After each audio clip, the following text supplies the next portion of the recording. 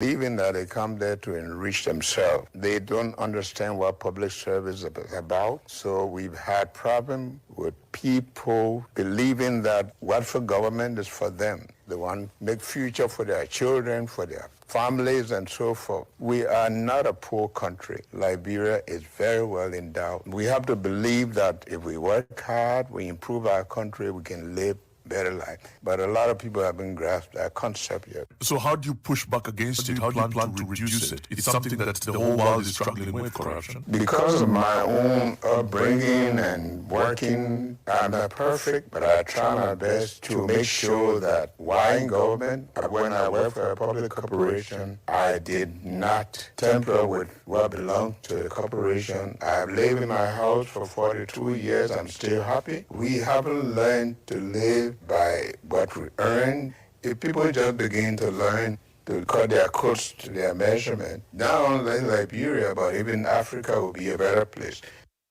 It's a widespread constitutional democratic assembly and protests of Liberians across the country. And the protests are cut across almost every major city. We saw some towns, areas. Almost every major city across the country, every major intersection, for example, across the country. So we've been very clear about that. A group in Monrovia will move on to the various functionaries of government, the executive mansion, the Capitol building, to petition our leaders as per what the Constitution of Liberia says. Our other people will also petition some local government officials in the various counties.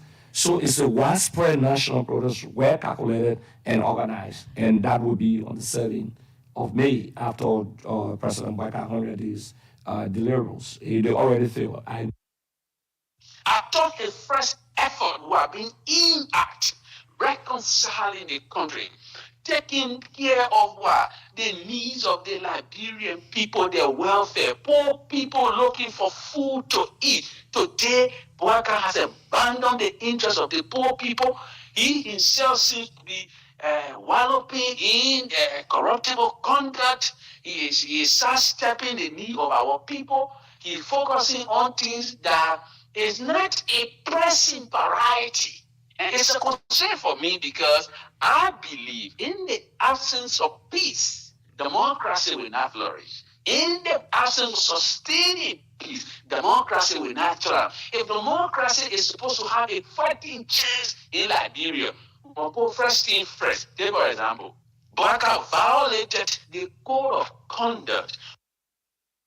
We do not intend to be a disruptive opposition, but I was squarely lie in the hands of the ruling Unity Party. We do not intend to be a disruptive opposition, but that lies in the hands of the ruling Unity Party.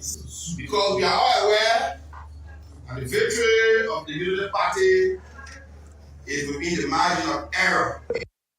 God willing, 2029 will be back. The battle has just started. The time far, we were there before and we'll be there. Sometimes it's good to get the opponent chance. In less than 100 days, they made so many mistakes. I'll tell you, behind election today, CDC will win overwhelmingly. But don't give up. This is the biggest test that God has given you to see whether or not you are resilient.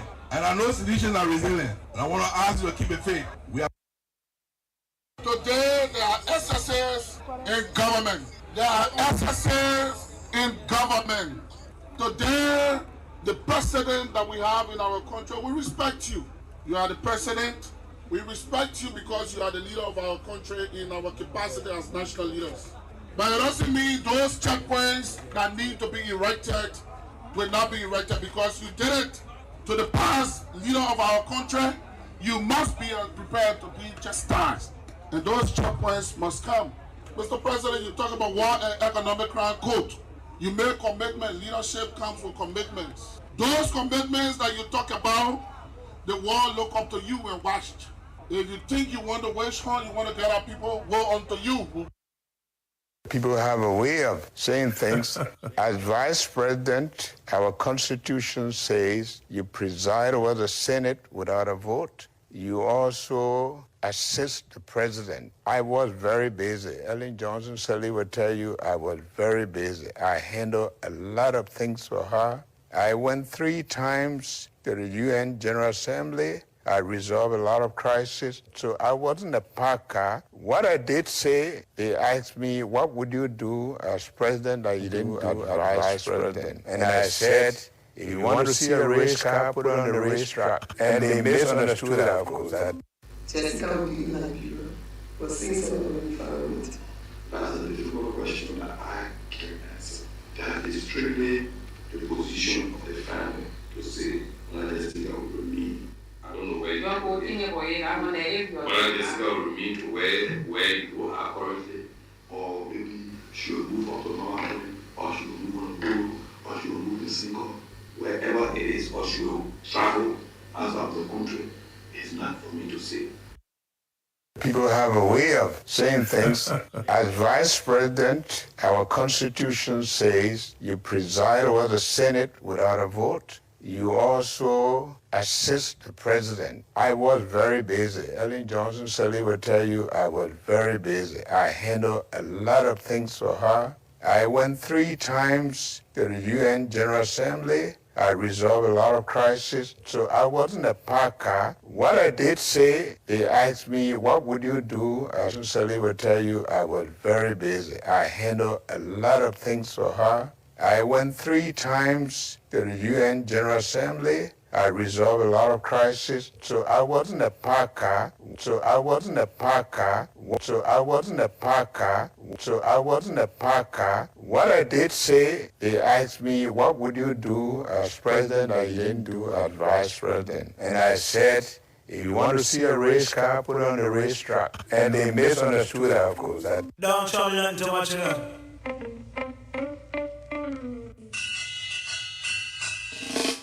1, 2, 3, I'm loving you. 4, 5, 6, I'm missing you. 7, 8, 9, I want you back. 1, 2, 3, I love you. 4, 5, 6, I'm missing you. 7, 8, 9, I want you back. Here in my arms again. Long time no see. Out your love, I'm lonely. I miss you, and it's too hard to bear. What have you done to me? I'm waking up in the middle of the night without you. It's another day, people. I toss. And let's say good afternoon to you. Thank you so very much, man, that you join us for the show. Bits and Pieces on Voice of Liberia 104.1 Monrovia, Voice of Liberia 89.7 Kakatama Gaby County, Voice of Liberia 90.7 Bon County. The online radio, you can follow the show and all of the station programs from wherever you are around the world. www.voiceofliberiaradio.com. On this 23rd day of April 2024. Gradually the year is going to end. My name is Sam Andrews. Edwin Dwa is in. Patrick Sa is on the camera. So we are at your disposal from now till 5:50. We've got the issues, we talk them, and then you make the ultimate decision because you are the ultimate judge. I'm losing weight. Thought you could be replaced. I daydream of you and me and how great we used to be. Girl, and I firmly believe of turning all these dreams to reality. And like it's hard to say, it's so easy to you. 1, 2, 3, I love you. 4, 5, 6, I miss you. 7, 8, 9, I want you back. 1, 2, 3, I love you. 4, 5, 6, I miss you. 7, 8, 9. Want you back. Come on, drop. Yeah.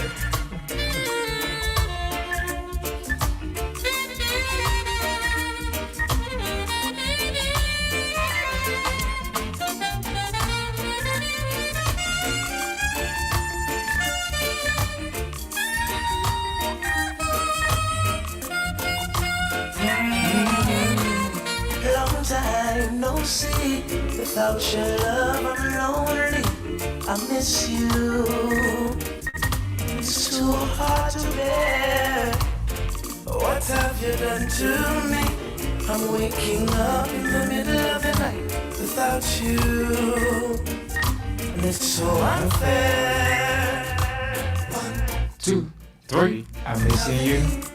4, 5, 6. I'm missing you. 7, 8, 9. I want you back. Okay. And suddenly we are. We are back here today.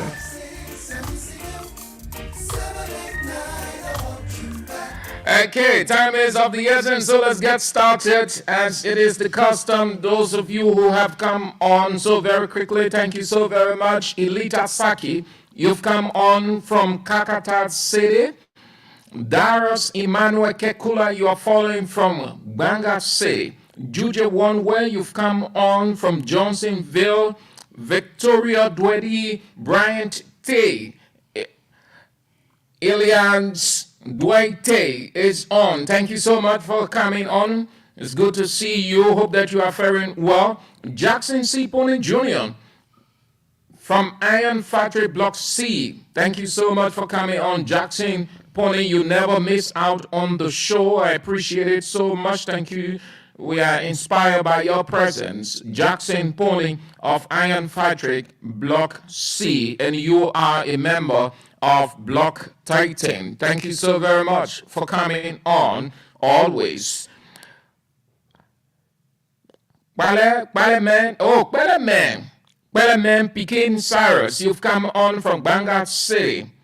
Okay, thank you so much. Anthony Rogers, you're following from Johnsonville, your home, you said. Jackson and Mitchell, you're following from Bushwa Island, Douala. And the Grebo Philosopher, the second, you are following from Chicken Soup Factory, Gardnersville, Davis City. You've come on from Iowa, the United States of America. Thank you so very much. Daniel Bondo, you've come on from Nima County, Tapeta District. And the election is taking place there presently. The voters are casting their ballots to determine the next or who becomes the next senator. Joseph Collier, you've come on from where you didn't say, but you are on. That's good. Thank you so much. Okay, you just indicated it. Bangabong County. Chechepole woman, you've come on from Johnsonville, Sasto, where you are following the show. Thank you so very much. And Emmanuel Richardson said hi to you. Aaron M. Don, you've come on from where you said, no, it's not, okay, Broville. And Nathan Colley, you come on from Bangor City, Bon County. Emmanuel Yasin, you are following from Yekepa, Nima County. J. Tonora Magel from Bangor City, Bon County. Andrew B. Kennedy Jr., you've come on to from Bangor City, Bon County. Mosuman Duna, you're following from Singapore. Thank you so much for following from that part of the world. Fasu Pape, you've come on from Bon County. V. Mohammed Sharif, you are following from South Korea. Habaku Esto, you've come on from Zedru, Grand Jita County. The representative election is taking place there presently. Jeremiah P. Peliwo, you've come on from Bangor City. Safa Molba, you're following from Bangor City, and you go put your Real Madrid logo here. Madrid. Madrid, man, we got to beat us now, so you're raising morale. Yeah. Isaac Rue, you've come on from Minneapolis, Minnesota, the United States of America. And who else? Moses Lake. Moses Lake never missed the show from Monday to Friday. He's on. Thank you so much, Moses Lake. And all of you who have come on, we will acknowledge as you come on. Thank you so very much. So let's get started with the issues we've got on our plate to talk about. The focal point, the two by-elections in two different counties in Liberia. Nima County, the senatorial election to replace Vice President Jeremiah Kuhn. He rose from being a senator to a vice president. So that was a vacant, or it is a vacant in the Senate. And according to the law, the National Elections Commission, once it is notified within the duration it has, must conduct the by-election. So that is taking place, and two heavyweights are in the senatorial election race in Nima County. There are a couple of individuals, but the reason I said two heavyweights, because the county is divided between the two groups, one on Senator Johnson side and the other one Unity Party, and all of those other gurus from Nima County. So that is the divide. And Granjida, it's not much of a political or electoral controversy. No, the hype is in Nima County. Is in Nima County because the build up to that election wasn't easy, and it's still not easy. Prince Johnson isn't satisfied. He doesn't want Yantuan to be the next senator of Nima County, and he outlined several reasons why he doesn't want Yantuan to be the next senator. One of them, if he became senator of Nima County and he's in the Senate, he's going to add much of a substance to the already war crimes code against him, and there are other issues he highlighted. On the other hand, Unity Party people are supporting Yantuan because they think that, yes, he has aligned with them, he continues to align with them, he brings everything worthy of a senator, a representative, and he can make a good representation on their behalf. So they've thrown their weight behind him. Why Senator Johnson has thrown his weight, what's the guy? Coca. Samuel Coca. Throwing his weight behind. Dra? Yeah, so it's going to be an interesting election today, and like you heard Sam saying, but this is how it goes, right? You wouldn't see people much going the way, political godfather or leaders who want to turn it to be. People won't go that much with their alignment. Reason is people will want to go their own way because they didn't part much from people who decided their fates in the just ended election. Like we have observed, the citizens of Nima County overwhelmingly voted this government, and the government is still struggling to meet up with the demand of the citizens of Nima County, ranging from the appointments in government. So the citizens are still trying to figure out the fate, of them in this government. And Yang, who contested on the Unity Party ticket, ended second to Prince Johnson in the just ended election. So you will see that people will be better with the Unity Party government, and they wouldn't want to go the way Yan is going because they feel that if they will be letting Yan, they will be making President Bwaka all powerful over their son, Prince Johnson. And again, Prince Johnson is kind of controversial, where you wouldn't understand how he operates. He only operates because he feels that this thing should be in his interest, and once it is in his interest, he wouldn't want you benefiting because it should be him. So he should be the first to benefit, or he should be the one to give you that opportunity and know that you're benefiting through Prince Johnson. And the Malians, I don't know as to whether they want to go that route. So this time around, we got Representative Samuel Coca. Coca is one of the formidable forces in Nimba County, and he is the political chairman of the People's Unification Party, PUP. And the PUP was able to produce several lawmakers, I think 3 or 4 lawmakers across Liberia. and they gather low strength at the level of the legislature, unless where other political parties don't have one at all. So Representative Samuel Coker, who have built an alignment in Nimba County as well, he has his own connection and he got people who believe in him. His district, apparently, his district might be one of the districts that will stay with him. By the time the prophet is not respected in his home, but Nimalians as a whole, they always going for development over what we want to term it to be more pressure. They're always going for development. So we wish them the best. We hope that the county on the bottom that will start at 6, or the closure of the various polling centers or precinct will be at 6 o'clock. And we just hope that everyone will go there and cast their vote on a peaceful atmosphere where there will be no noise, so as to whoever wins the election can replace former Senator and now Vice President Jeremiah Kuhn at the level of the legislature, so that Liberia can progress and that gap can be covered up. And remember, the person who will win the senatorial seat, they are going for 6 years. Instead of 9 years, they will go for 6 years because previously, the former senator and current vice president, Jeremiah Kuhn, ate 3 years, part of the 9 years.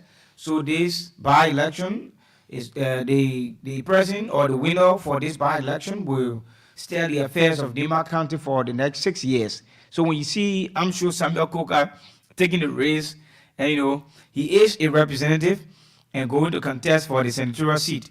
So now here is it. I don't understand at time why the leaders will have to do things, to back folks, we the citizens in the country, right?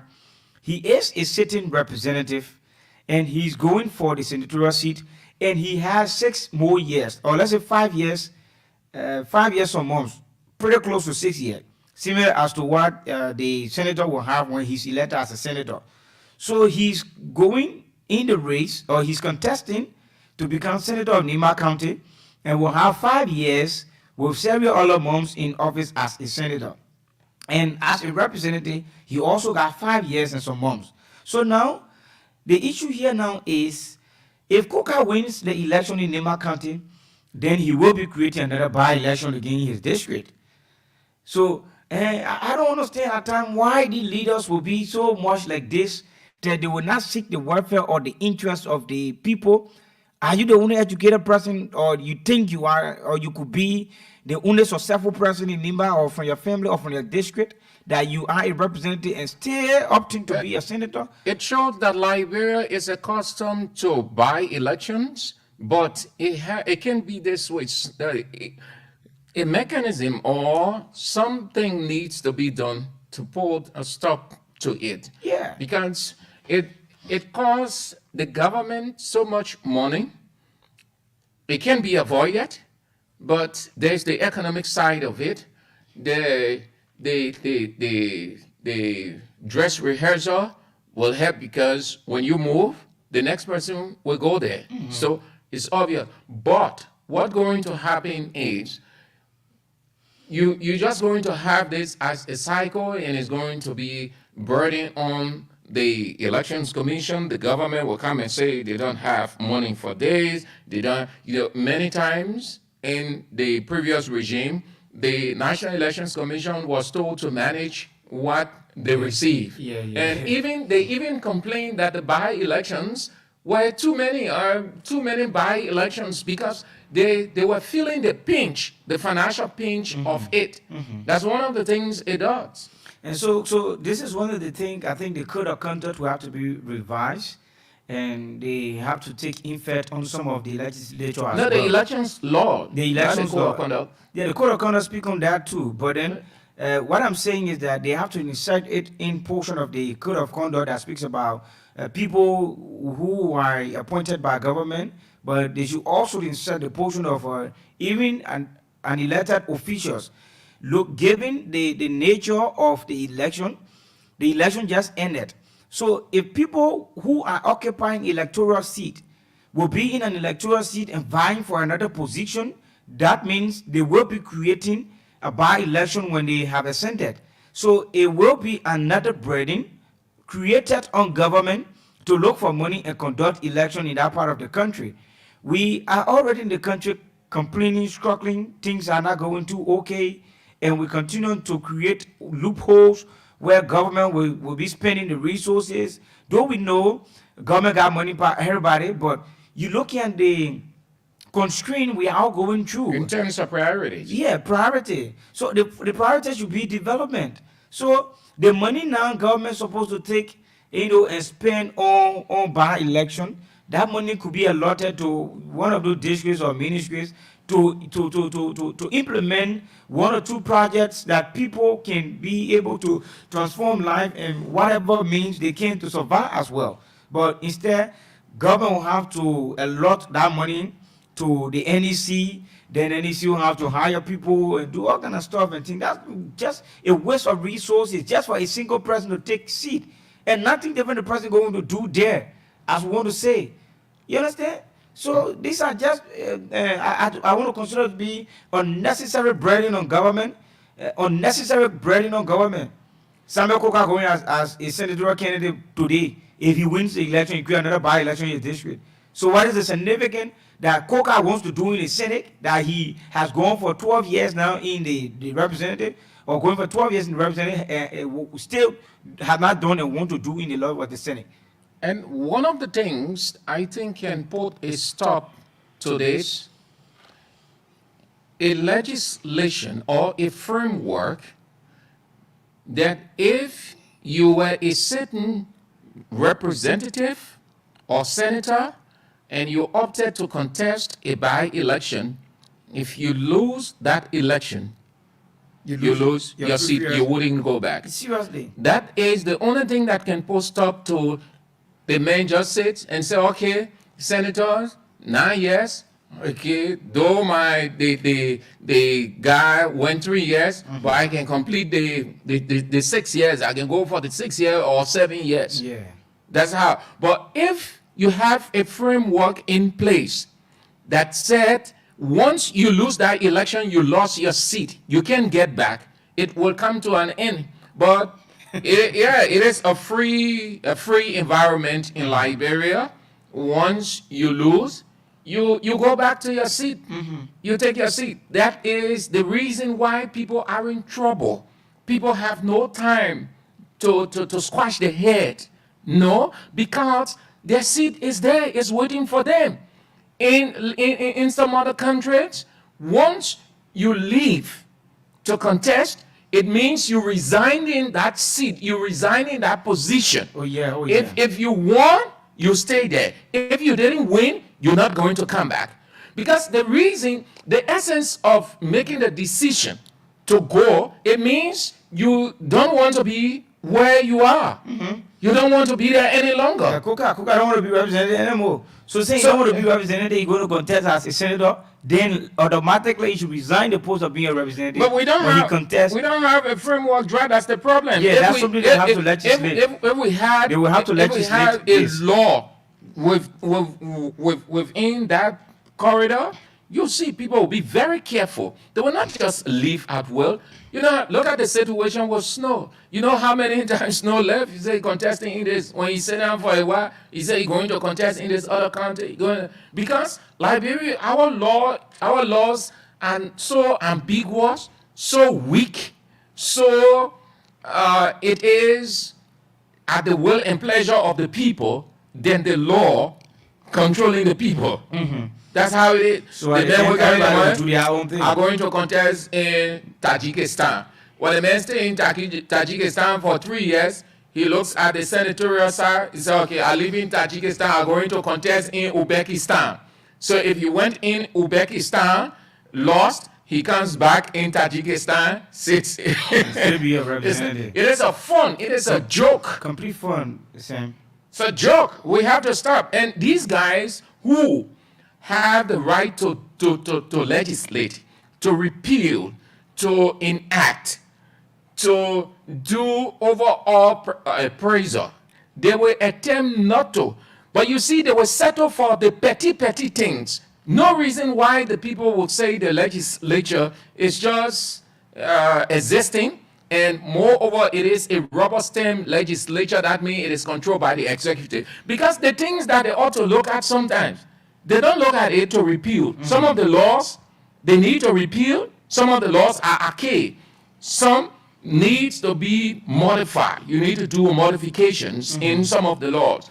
Some, like this one, where it doesn't exist, you get rid of it completely. you create a legislation that when you leave, you lost that election, you're not coming back. When you leave, whether you win or you lost, you're not coming back there because you left to contest. We can be stooping so low. This is a childish thing.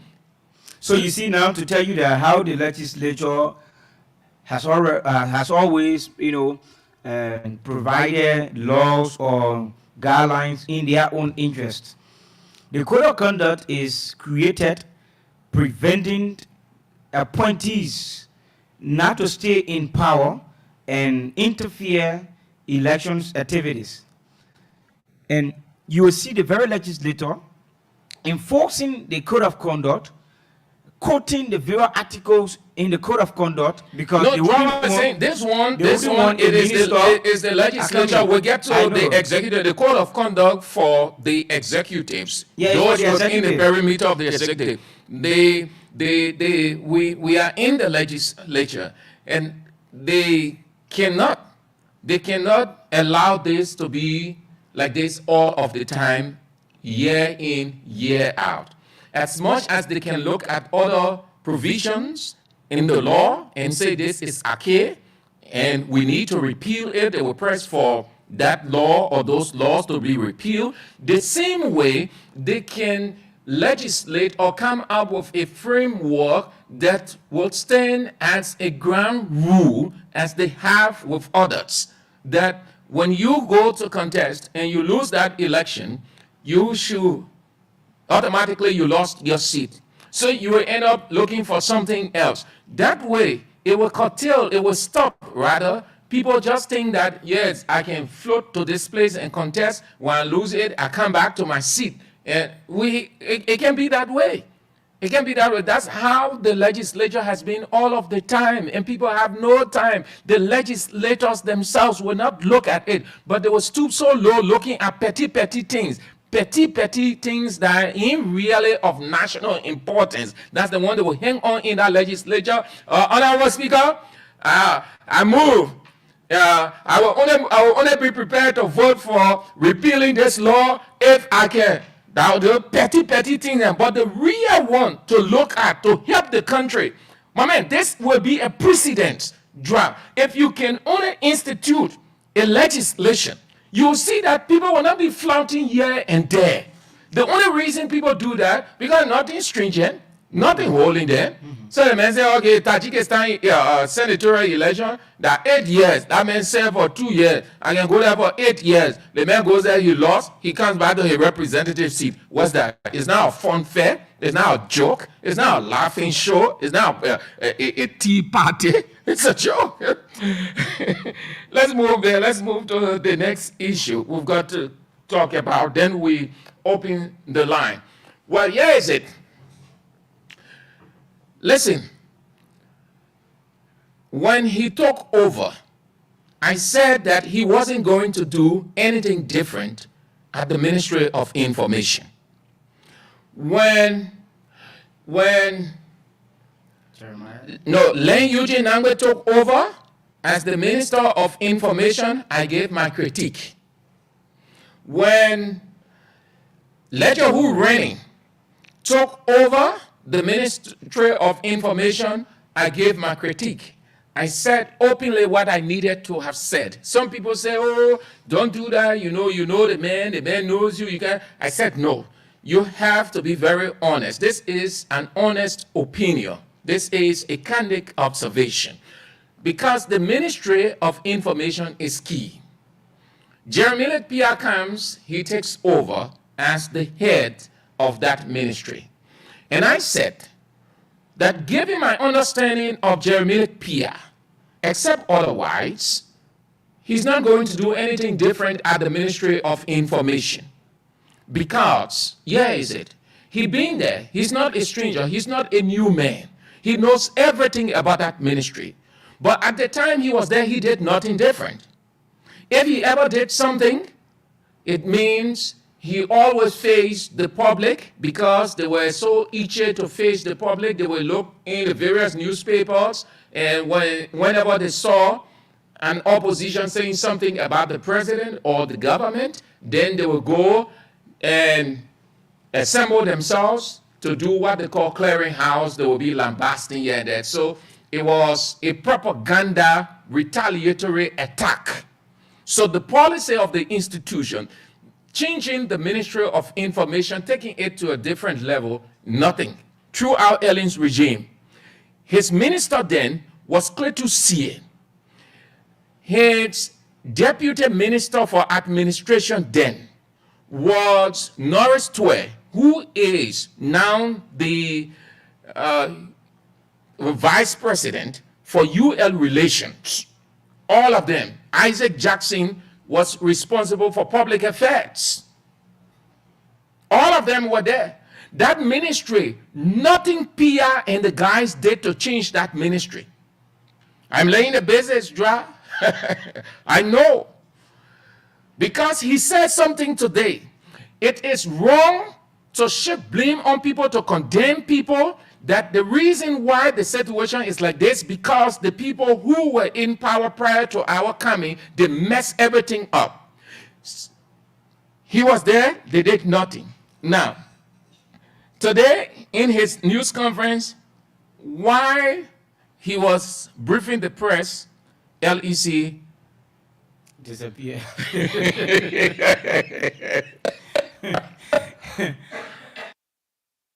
LEC left. But before then, when he was preparing to take over that weekday, I had gone there to see. So I asked the special assistant, I said, please, I want to see and greet the newly appointed minister, because since he got into the country, we haven't been able to meet. And the receptionist was a bit hesitant. So I said to her, I said, just say Sam Andrews. Just say Sam, just tell him that way. Considering being a friend for long. Yeah, because when we're coming up as COP reporters, we used to go at that Ministry of Information for the news. So he knows me very well. So exactly when she carried the name in, he said, oh yeah, let him come. So I went in the office, we had some other guys there, talking from one end to another. Guess what again? What happened today happened. LEC went. And you know what he said? Mm-hmm. He said, damn, this ministry is just dead. He said it again. Oh yes, he said the Ministry of Information is dead. So today he said the same thing while he was addressing the current left. That happens everywhere. But the issue here, my argument here is, do not shift the blame of the bad nature of the Ministry of Information on the previous government when all of the things that you are complaining on now, all of the things Jeremiah Pia complained on, it happened during his regime. During his regime, Ellen time, current press conferences were on, and then LEC will go. They will fight hard. Sometimes you will hear the people say, oh, the generator get on, and all kinds of stuff. We were there. Pia cannot lie. We were there, we saw it, except the journalists who are just coming up today, going there, they are the ones he can use, he can bully. But we know, we saw it. So when he said it today, I disagree with him. So have a listen to him, saying he put the condition at the Ministry of Information currently on the previous government, that they are responsible, no generator. They ran the Ministry of Information for 6 years, no generator, only on LEC. How can a responsible guy? All kinds of stuff. Have a listen to him. So you see part of the constraint. It's good for people to experience what it is, so we talk in it, they can say, in every ministry or agency, you should have a generator, right? The way the current gone, then we put a generator on. The military we inherited didn't get one. The way current gone now, those sorts of electricity. And I'm glad you're experiencing it. You're right in the middle of it. You see it. So with the strong administration we're with you know we're not playing politics. We're serious. How can any serious government institution run this way? You have to depend on LAC, when LAC team are current gone, then nothing can happen. Who brought us a place like that? But this is a place all you people been coming for the last 6 years. This is a place they sent us. This is a place we are determined to change. You're busy. The way the current going, you're not on here, right? You stay on? Okay, stay on. So that's part of the challenge. It's good that you've seen this challenge with your own eyes. So many things to be done here. So there are a couple of things we can pick up here. One, he knows about it. So his blame shifting was flimsy. Didn't represent him. Two, he knew very well that he was going to be appointed as the Minister of Information. With that, he has a clear understanding from what he known over the years that the ministry don't have a generator. Even if he didn't know, when you're going to take over, you request, yes, to know exactly. That is the reason why they can have they had that meeting called, I think what is called transitional meeting. To know in the Commonwealth, say turn over. Yeah. Turn So over okay, yeah, this room here, you've been running this room for 2 years. What are the equipments in the equipment in this room? How many cameras? How many microphones? All of those things you want to know, so you know. It puts you in the position how you're going to take over. So if 5 of the microphones aren't working and only 1 working, then you will know what to start doing in terms of negotiation before you can take over, because you want all to start working and on and on. So Pierre had been in the know. The third thing here, he complained to the journalists, the wrong people. He complained to the journalists. He should not be complaining to the journalists. What have the journalists got to do with when he said, AIC, yes, just so y'all will know. It's good for people to experience what it is, so we talk in it, they can see. In every ministry or agency, you should have a generator, right? So the way the current goes, then we'll put a generator on. So what, you need not complain to the journalists. They are not responsible. And if our journalist should be asking you, why is it that we don't have generator? But the minister should even be ashamed to say that to those scores of journalists. They are not the ones who are responsible for that. They are not the ones who running the ministry. They are not Jeremiah Pierre bosses. Jeremiah Pierre boss is the president of the Republic of Liberia, Joseph Yoman Boakai. So if he took over the ministry and there is no generator, what he needed to have done? The first thing, coming with such a unique plan, as they call it, arrest. And from an information perspective, they considered it a very key component to disseminate the arrest information. So you wouldn't sit with your boss and tell him, Mr. President, there isn't a generator over there. We can run the ministry on LEC. It is a vital component of the government's information. So you need to do something, Mr. President? Oh, yes. Simple. So instead of doing exactly that, he tries to beg the question that people will think that, oh yes, George Weah administration, they left the ministry in a bad state. So if you assume that it was in a bad state, you coming to take over, you have a plan already. You start to correct those wrongs that you saw, put a very good mechanism in place and get the ministry viable. But not to shift blame. The same thing, Dra. That means rest here, then you come in. The same thing we saw with George Weah administration and the opposition then and now the ruling establishment. Whenever George Weah people will say something, the opposition then, now government, they will say, no, you don't say. We started it. No, you don't share blame. No, you don't share blame. You took over what you inherited. So you don't be shifting blame. And truly, everybody went against George Weah people and said, no, don't be shifting blame. You inherited. You knew what you were going to inherit before you even came in. So don't be shifting blame that, oh, we inherited it from alien government, and alien government on the day they left it wanted. No. When you inherit something, before you inherit it, you have a preview, you have a full understanding. Now, they were just criticizing the people for not shifting blame. They are shifting blame. You see, so what's the difference, Najwa? This country is just typical. The same thing they criticized the people for in the past, of shifting blame.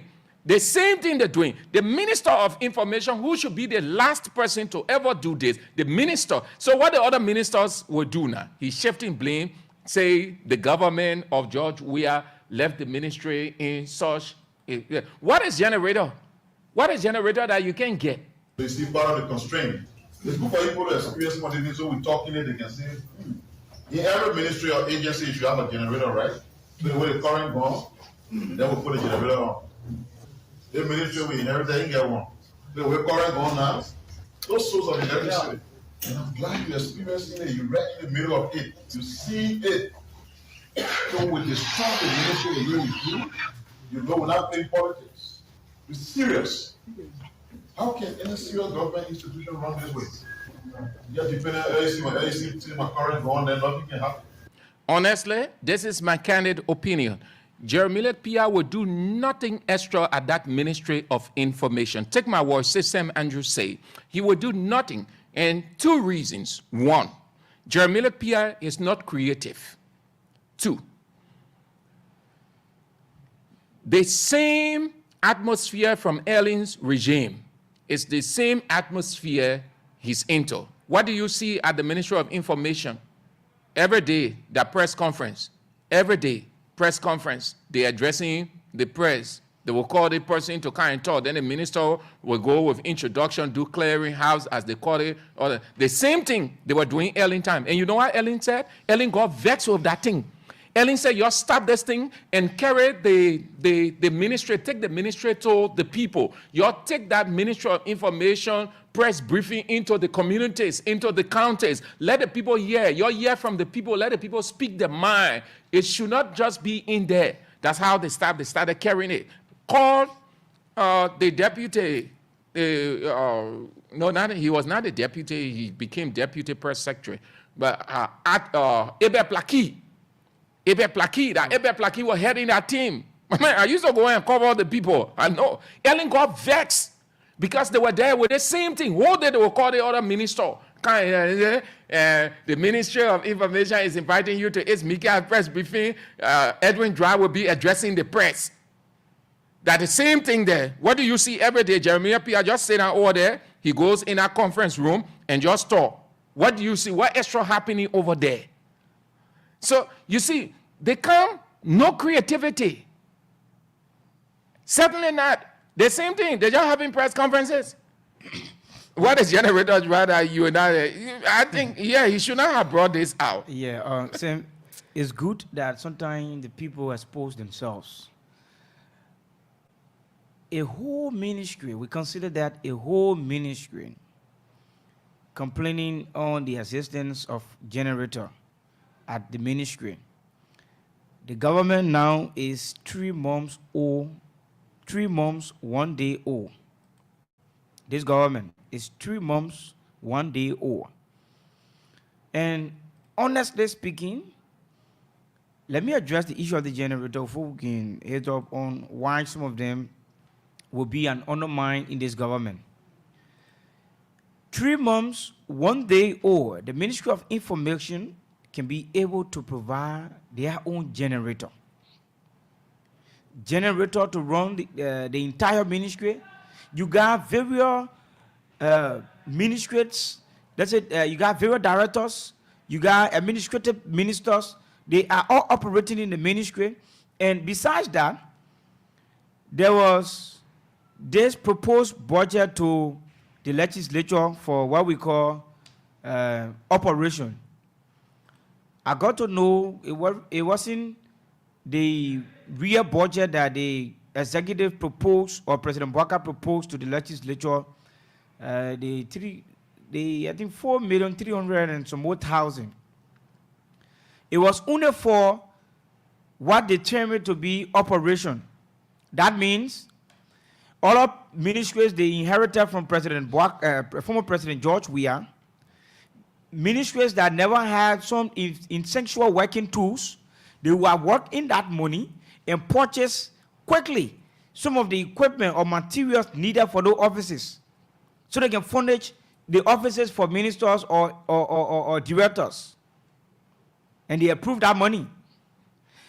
If PM will come up and telling us that the government has operated for 3 months, 1 day, and they don't have generator, let's accept that they did not receive or inherit generator in that ministry from former President George Weah. But they go on 3 months. So the money allotted that was being approved by the legislature, you want to tell me the entire Ministry of Information did not receive some of the money? That's what you want to say? Because if you are making a budget, the essential material or working tools are the one you want to make a budget for.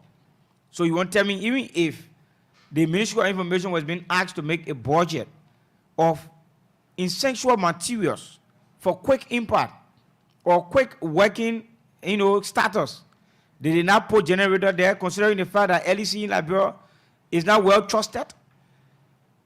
You will leave working or typing your document on the computer, LEC will just go.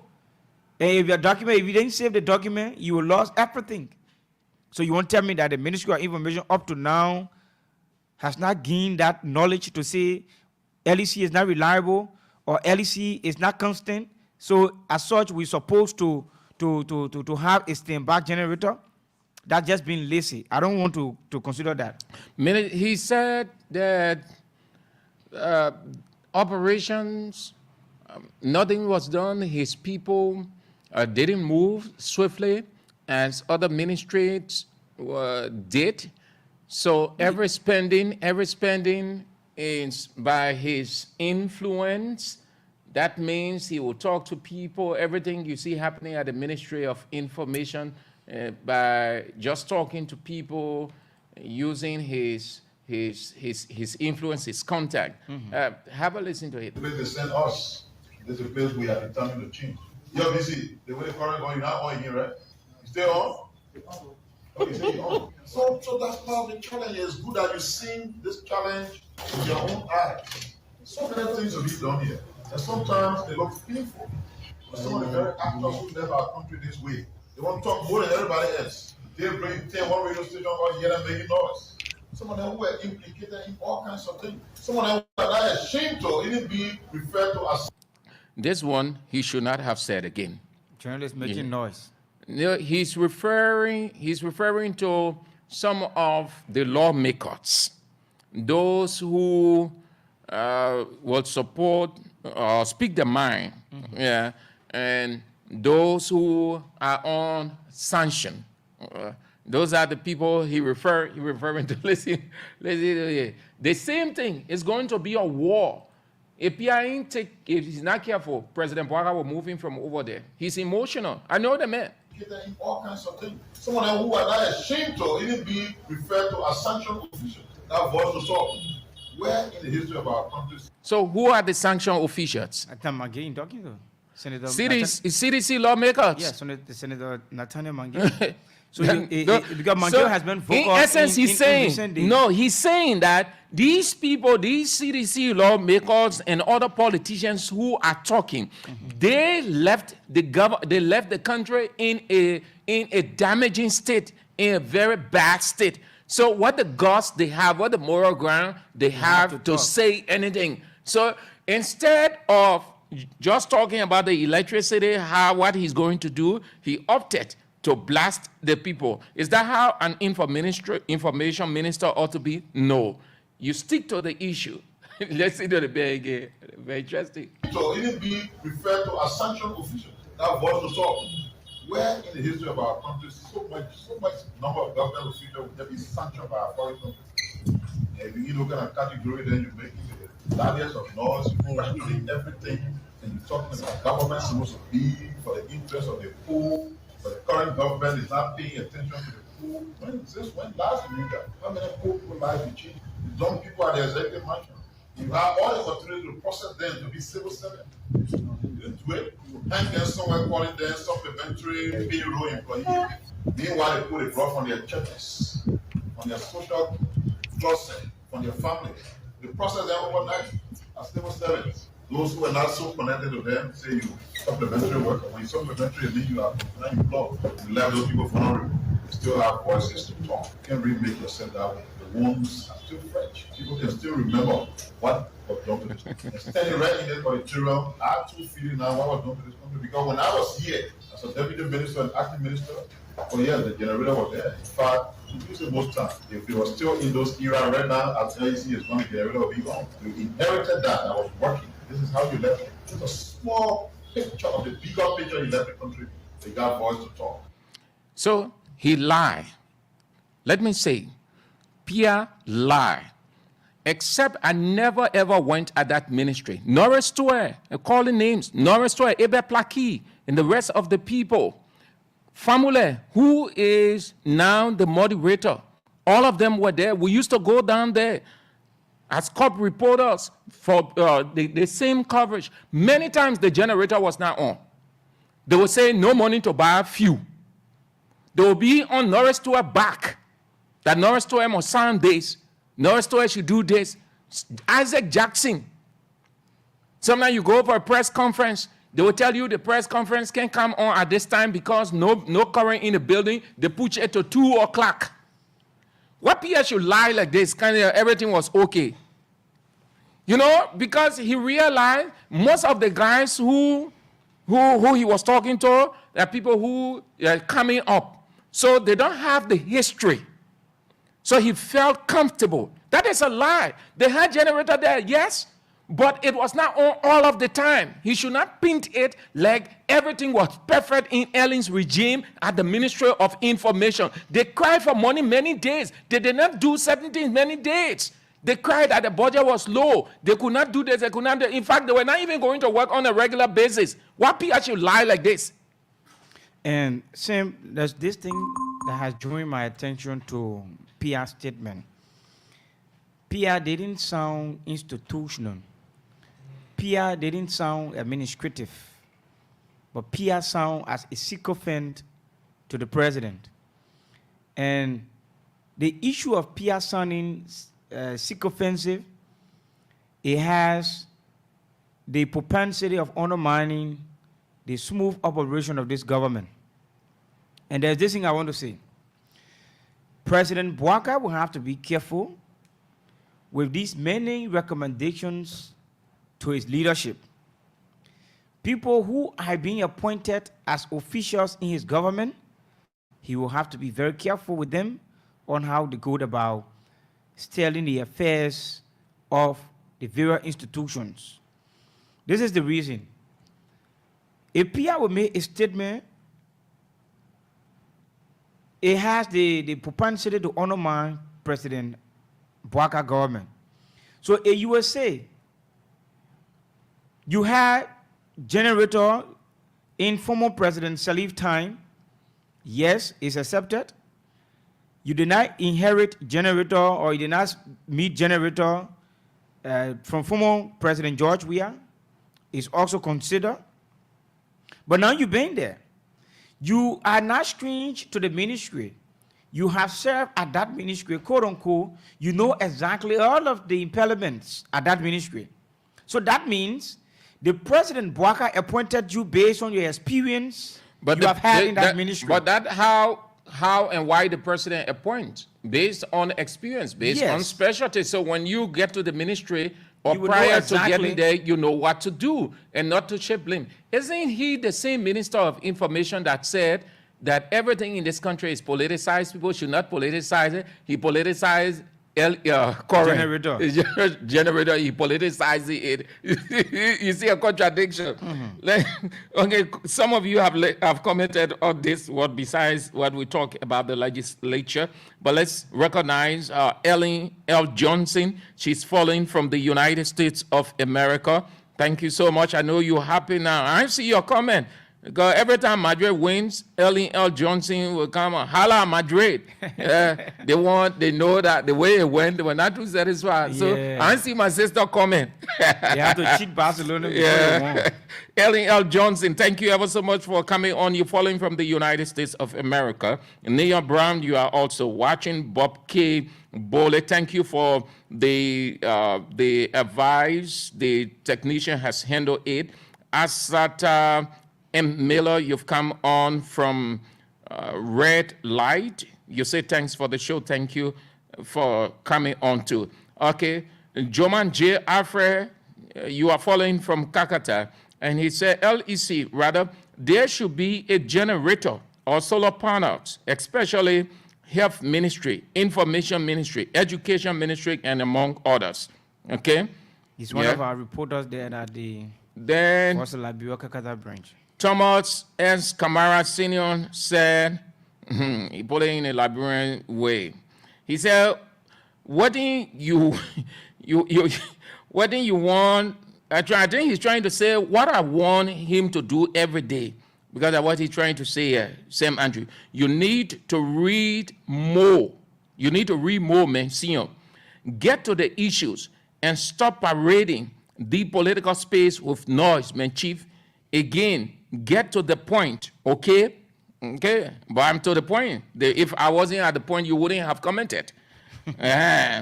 Therese Feinberg said, you are seditious. Yeah, he said, you are seditious or what? Either way, thank you so much. And then he comes back, he said, your way of thinking is just like George Weah, nonsense people. Thank you very much. You're entitled to your opinion. And then who else commented on this? I'm looking for the comments. Okay, those are people who have just come on. Willem K. Sumawulu. Good afternoon, guys. He said he's following from New York City. And Stanley Sharif, you're following from Broward City. Jeff Kwayite, you've come on from Peace Island. And Prince Toga Glebo Senior, you've come on from Matadi Estate. Let's turn to you now, then we'll move to the next talking point on the show. 0770 907 907 0770 907 907. You're listening to Bits and Pieces on Voice of Liberia 104.1 Monrovia, Voice of Liberia 89.7 Kakata Magibi County, Voice of Liberia 90.7 Bon County. Hello? Yeah, good afternoon. Good afternoon. Your name, where you come from? Yes, my name is Kamaleka. I join you from SKD Boulevard, Sagamo community. Okay, let's hear you. All right, you said it right. You see that minister, the same minister came up from the previous stage of the government. He said, not everything will be political. Today, he's using that kind of statement after LEC go. I want to challenge the minister, that particular ministry, the generator there. But they have to feed it. They need to take the gas and carry it to their wife and children. That man is a reckless minister. Thank you. Hello? Hello? I beg you, go away from your radio, please. Other than that, we hang you up. Hello? We can continue with you. Start off on the radio. Hello? Hello? Yeah, let's hear you. Your name and where you come from? Well, my name is Levi Kenny. I'm calling from Sydney Patrick. Yeah, Levi, let's hear you. Yeah, thank you for your talking point, my brother. These are things they do before coming to power. They will not be free and CRM behaving like that. 3 months, you are saying, oh, you're not able to provide generator. They will continue embarrassing the government because it's too emotional. That's the problem. And thank you, man, for your show. Thank you. Hello? Hello, how are you doing, sir? And how are you doing, Joa? This is F1 card, the official impaired card, keeping Baga fit to the fire to deliver all your campaign promises. Let's hear you, Mr. From Carr. Tomorrow. You know, just as you guys were saying, you took over on ministry, you've been 3 months now. Okay? How much it costs you to get one generator? When you can put for a servicing budget to service the month of February, you have 41 million just for February. There we have for 1.5 million that didn't have anything to be used for after you are allocated everything for goods and services. We talk about it, they say, Foreign Minister going to use our own discretion, then they will be report upon the submission of the current 2024 budget. That money you could have request for at least $15,000 or $20,000 to get a generator for that ministry. When you return to the country, you didn't have generator to your own home. You went to one of the you credited or generator or generator PR. So you couldn't have go to any ministry and just say, okay, you know the budget is ongoing. Get one generator, upon the passing of the budget will be able to make your money available. They just think that and share billing and you be putting your more on. Once again, referring to them that they open their mouth and talk around, you know. This is not a way that we're supposed to run this country. So you are come to rest here, you have all the expertise. You should be able to deliver because these are pathetic things. To get a generator for ministry, Thank you. Thank you, Carr. Thank you. Hello? Hello. Your name, where you come from? Yeah, I'm Adam Shaw. I'm calling from Provo Junction. Let's hear you. Yeah, bro. Let me just speak for another point. I probably is on the same topic. You see, Liberian, we have not graduated from this stage what we understand, what we refer to as being in opposition and being in position. Because Jeremiah Pierre was speaking as somebody who is in the opposition community. Because if you are in a driving seat, you don't shift blame on the next driver. What you do is that you try to verify the mistake that the man already have made. That's why you're appointed for.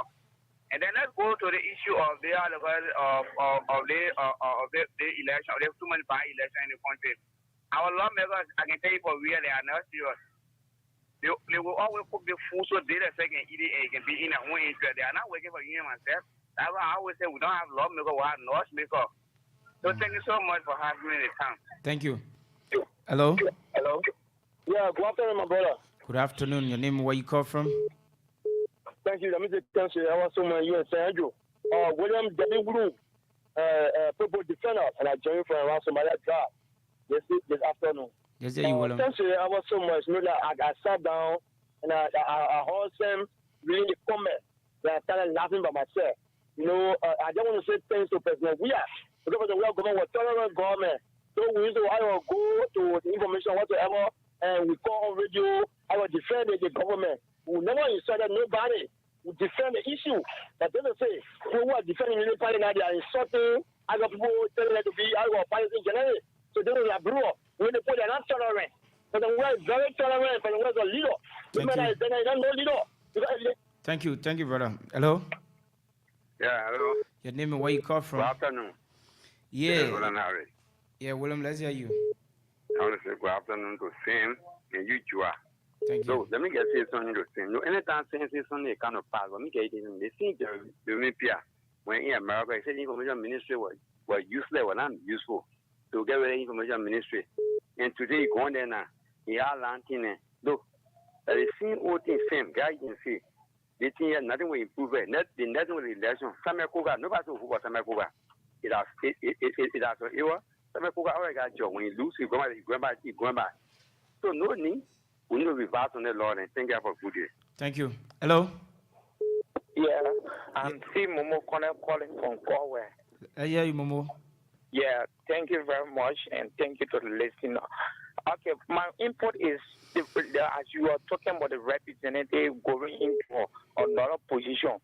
For me, what I take it into consideration is that if your party send you, okay, maybe you win on a party ticket. When you win on a party ticket, if you want to go a different post, let the party put different person there instead of going for by-election.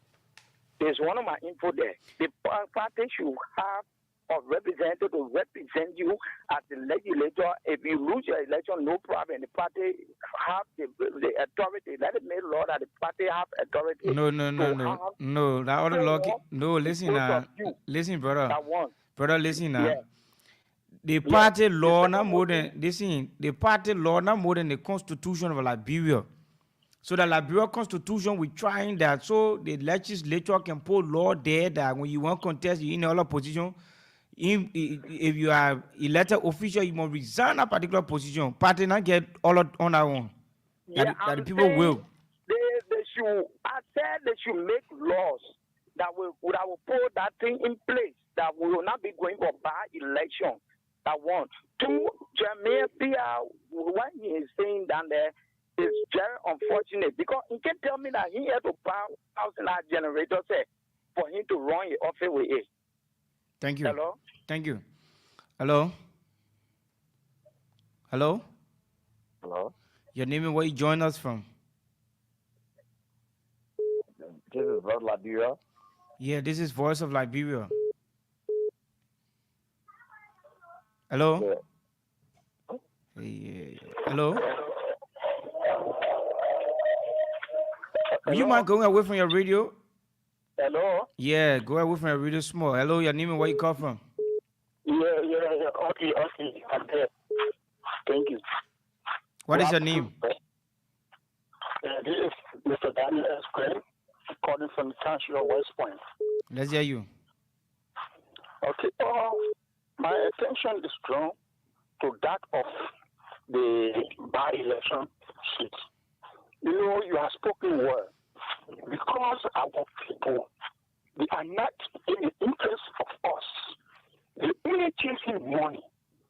Money is what they are chasing. So they will run from so and run from there and run so.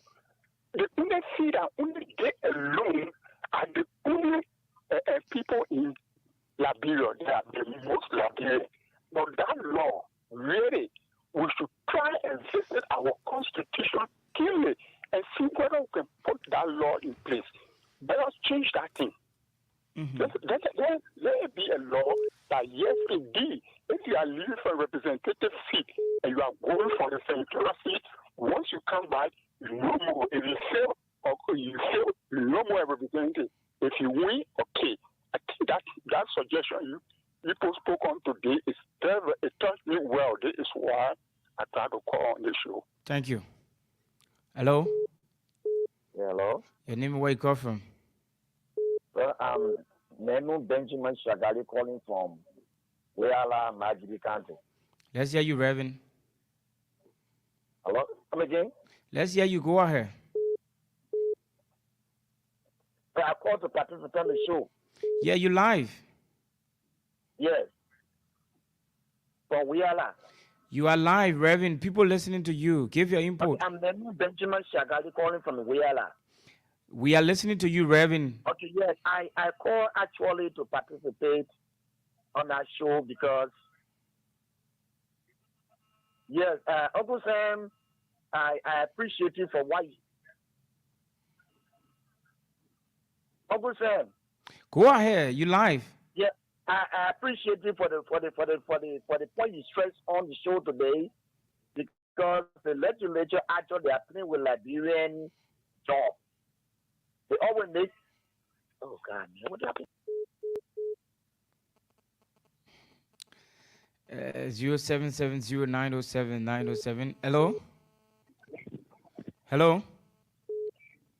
Hello? Hello? Your name and where you call from? I'm Joseph Samba. Mm-hmm. Correspondent. Hello?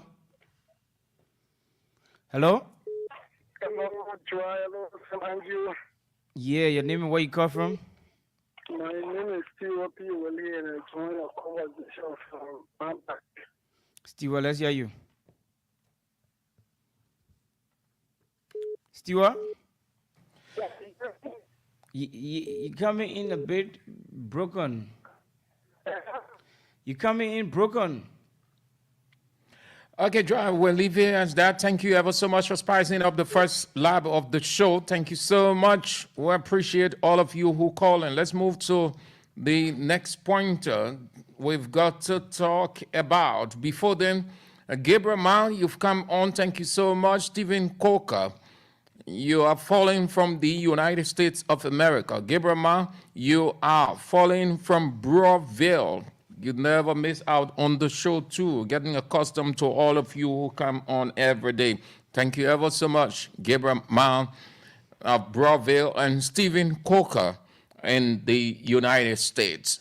So the police and the motorcyclists union, just so you know, we got some incidences happening out of Liberia. We'll link up development, some not favorable, but we'll link up with some of our guys to give us an understanding. And then from 5 to 6, a couple of young people are in. Very, very, very good readers. Very good readers. Our society is not one. But let's join Dra and let him pick up some of the first person, right? The first person is Afra Wiki. Afra Wiki is our Bone County correspondent, and he cares to tell us about a public school in Lower Bone County that has closed due to the lack of facility and the lack of care to instructors in the school. Afra, good afternoon. Good afternoon to the many listeners of Voice of Bone. It's good to be on your show this afternoon.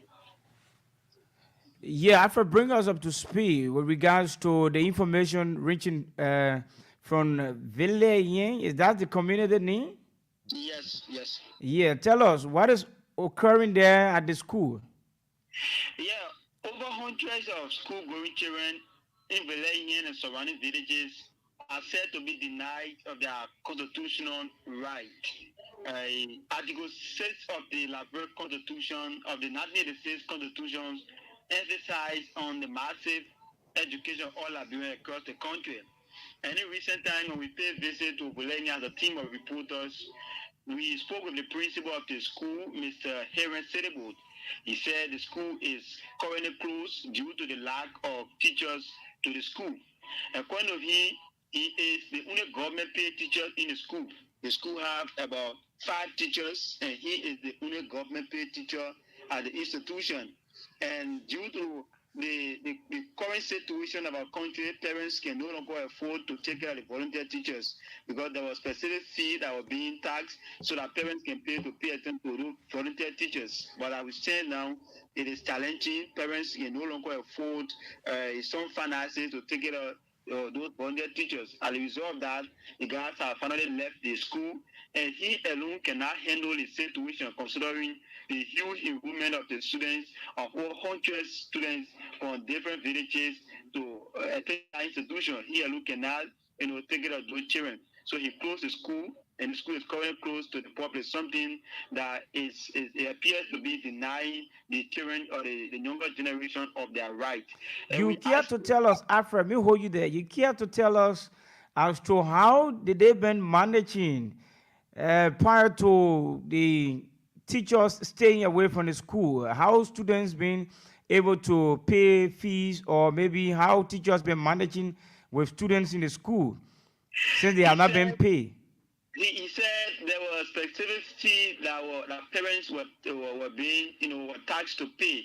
They told parents that so fee would be for government, let's say the volunteer teachers, and parents are being committed to pay that fee for the past 6 years. But I would say now, due to the current situation in the country, the difficulties some parents are going through, they are no longer able to afford the finance to pay for their teachers. And according to him, he has been able to reach to the district education officer, which is the Madam Esther Don now, to see how best that some of the issues that are ongoing at the institution to be handled. But according to him, he has called several times, but no avail. And because of that, the school is currently closed to the public. You care to tell us how many classes we discussing here? It is a junior high school from North grade to grade 6. Oh, okay, then elementary school. But have they been able to reach out to their representative in the district? Sometimes they have to stretch hands to the school regards to their oversight responsibility. According to Mr. Heron Sedebold, he said he had made numerous of calls to government officials, humanitarians to go to the aid, but As it says now, there's no one going to the hill, and he alone cannot, handle the situation at the institution because he can be the principal and control more than 100 plus students at the institution. Something he see that it is very challenging for him, and call, but government, there's no help from government, humanitarian, or even the district representatives. No one is going to the hill. So as a result of that, he decided as the principal of the school to close the school, and that's why the school is currently closed. The closure of the school, is it in connection or concern of the district education officer? According to he and some other citizens, they said because the district education officer refused to respond to their concern raised, so they are closing the school. He, as a principal, he said he had called several times and informed the district education officer of some of those issues that are unfolding at the institution. But she is not making no effort as to what or how can they handle some of the issues. And something that have led to the 4 guys to go out of the school, and he cannot handle the students here alone. He alone cannot handle the situation. So that has led to the closure of the school. Something they believe that she is contributing to the schools, to the closure of the school, because she has been unable to handle some of the issues that have been flagged by those teachers or those volunteer teachers in the institution. Alfred, in recent times, President Joseph Boakai made appointment on local government officials, especially city mayor of Tototai City and some other administrative district commissioners. Would you mind telling us a bit about the reception in the county? Yes, over the weekend, the president appointed Mr. Dennis Bank as the city mayor of Tototai, ending the leadership of Honorable Clayton L. Brown, who have been the city mayor for the past 6 years now. And Mr. Stephen Yaman Bena will also be appointed as the commissioner for the Kunawara Administrative District. And since the appointment, citizens are, appreciating the president for the appointment. Some of them said they have trust and confidence in those that were appointed, and also a lot of them are standing test and appreciation to Honorable Clinton L. Brown for his services over the time, because he has been one of those city mayors that have been making sure that Toyota is clean and green. Despite some of the challenges, but he stood his ground. He made sure that some of the places were being cleared. Some of those dirty places in Toyota were being cleaned under his leadership. So the citizens are all also extending thanks and appreciation to him for the level of work done, and also congratulating the new appointed or the newly appointed city mayor Dennis, let's say Pastor Dennis. And we're committed to him that he should come and do more in order to have to do that clean and green. Okay, Alfred. Thank you, Alfred. Thank you ever so much for filling in this afternoon. Alfred is our Bon County correspondent. He also reports for Radio Tototai in District 6, Bon County. So we're going to be moving on to Maryland County. Our correspondent in Maryland County is Prosper Gray, and she also reports for Voice of Plebo. And we getting information from Maryland County. The students of the Touchman University seems to go through an election on today, and she will be updating us soon as we get her. She will be updating us on those unfolding issues at the university. And we were earlier on informed as well that the oil company, there is an oil company in Maryland County. A couple of their workers were going to work today, and the tractor, someone sorted, leading many injured. We're trying to contact our correspondent from Maryland County, but it seems to be... It is pathetic, man. It is pathetic. Most of the schools, not only the graphic picture the guy gave, but most of the schools in that part of the county in terrible condition. Most of the schools. Yeah. And I think a week or two, the Minister of Education was on a tour of the counties to see the condition of the various government-run institutions and the mechanisms in place and some of the shortcomings and how they can mitigate some of those problems. But that picture, the one person, so the teacher is the principal, the registrar, the business manager, the vice principal for vice principal for administration. Yeah. That's what I can happy the interior. Yeah. Okay, while you try to connect that, let's get to what came up today.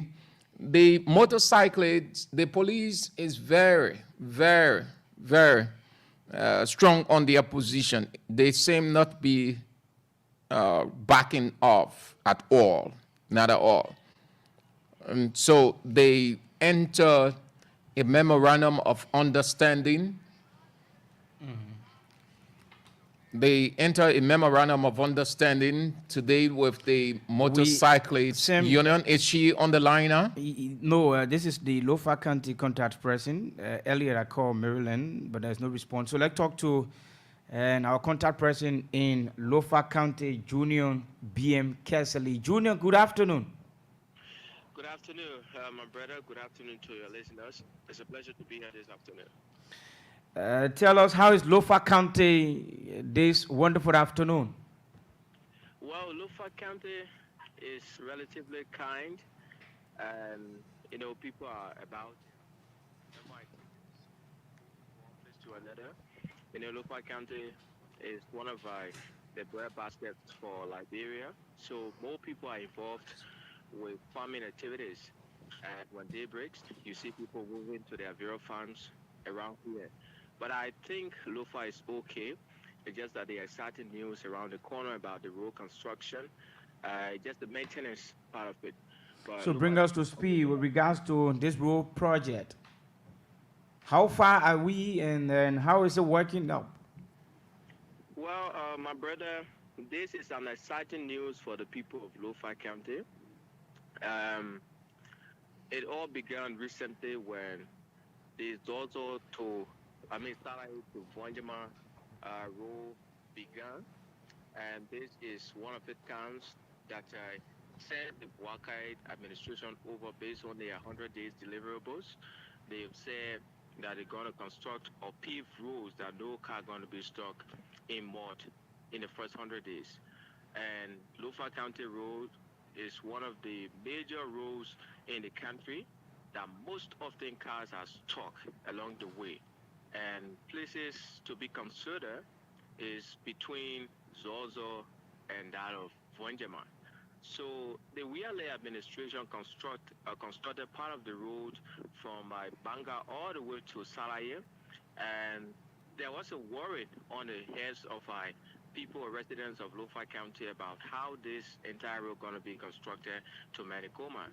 Luckily for them, Boaka came in, and of course, he has made it clear in his 100 days deliverable that the road going to be paved in the meantime. So recently, the company Chico was responsible for the maintenance. They told us that they signed 2 years contract with the government of Liberia to construct or to maintain the road in the meantime. And they told us that in the contract they signed with the government of Liberia, they're going to maintain the road. And as part of maintenance of the road, they will also, make sure that they begin the alpha pavement. That which we're still trying to investigate and speak to people, authority of government to understand what it's still like. So they will maintain for the 2 years, and after the 2 years, then they continue with the asphalt pavement. But there are excitements on the faces of the people in Lofa County. BM, before we go to the excitement, let's get this clear. You earlier mentioned maintenance of the road, and we were being informed that there was a construction of a paved quota somewhere around the Salaye to Menikoma, right? By former President Weah. But then you mentioning maintenance. Is it an area or portion of the road where they were to put the quota, but they didn't put the quota, but instead they put the crush rack, and the crush rack are watching away from the road and they're trying to put back the crush rack on the road? Or they are coming with the rear quota? Not exactly. The the work of the past government, they had phases on the road construction, and the first phase of the road construction began from Banga to Salaye.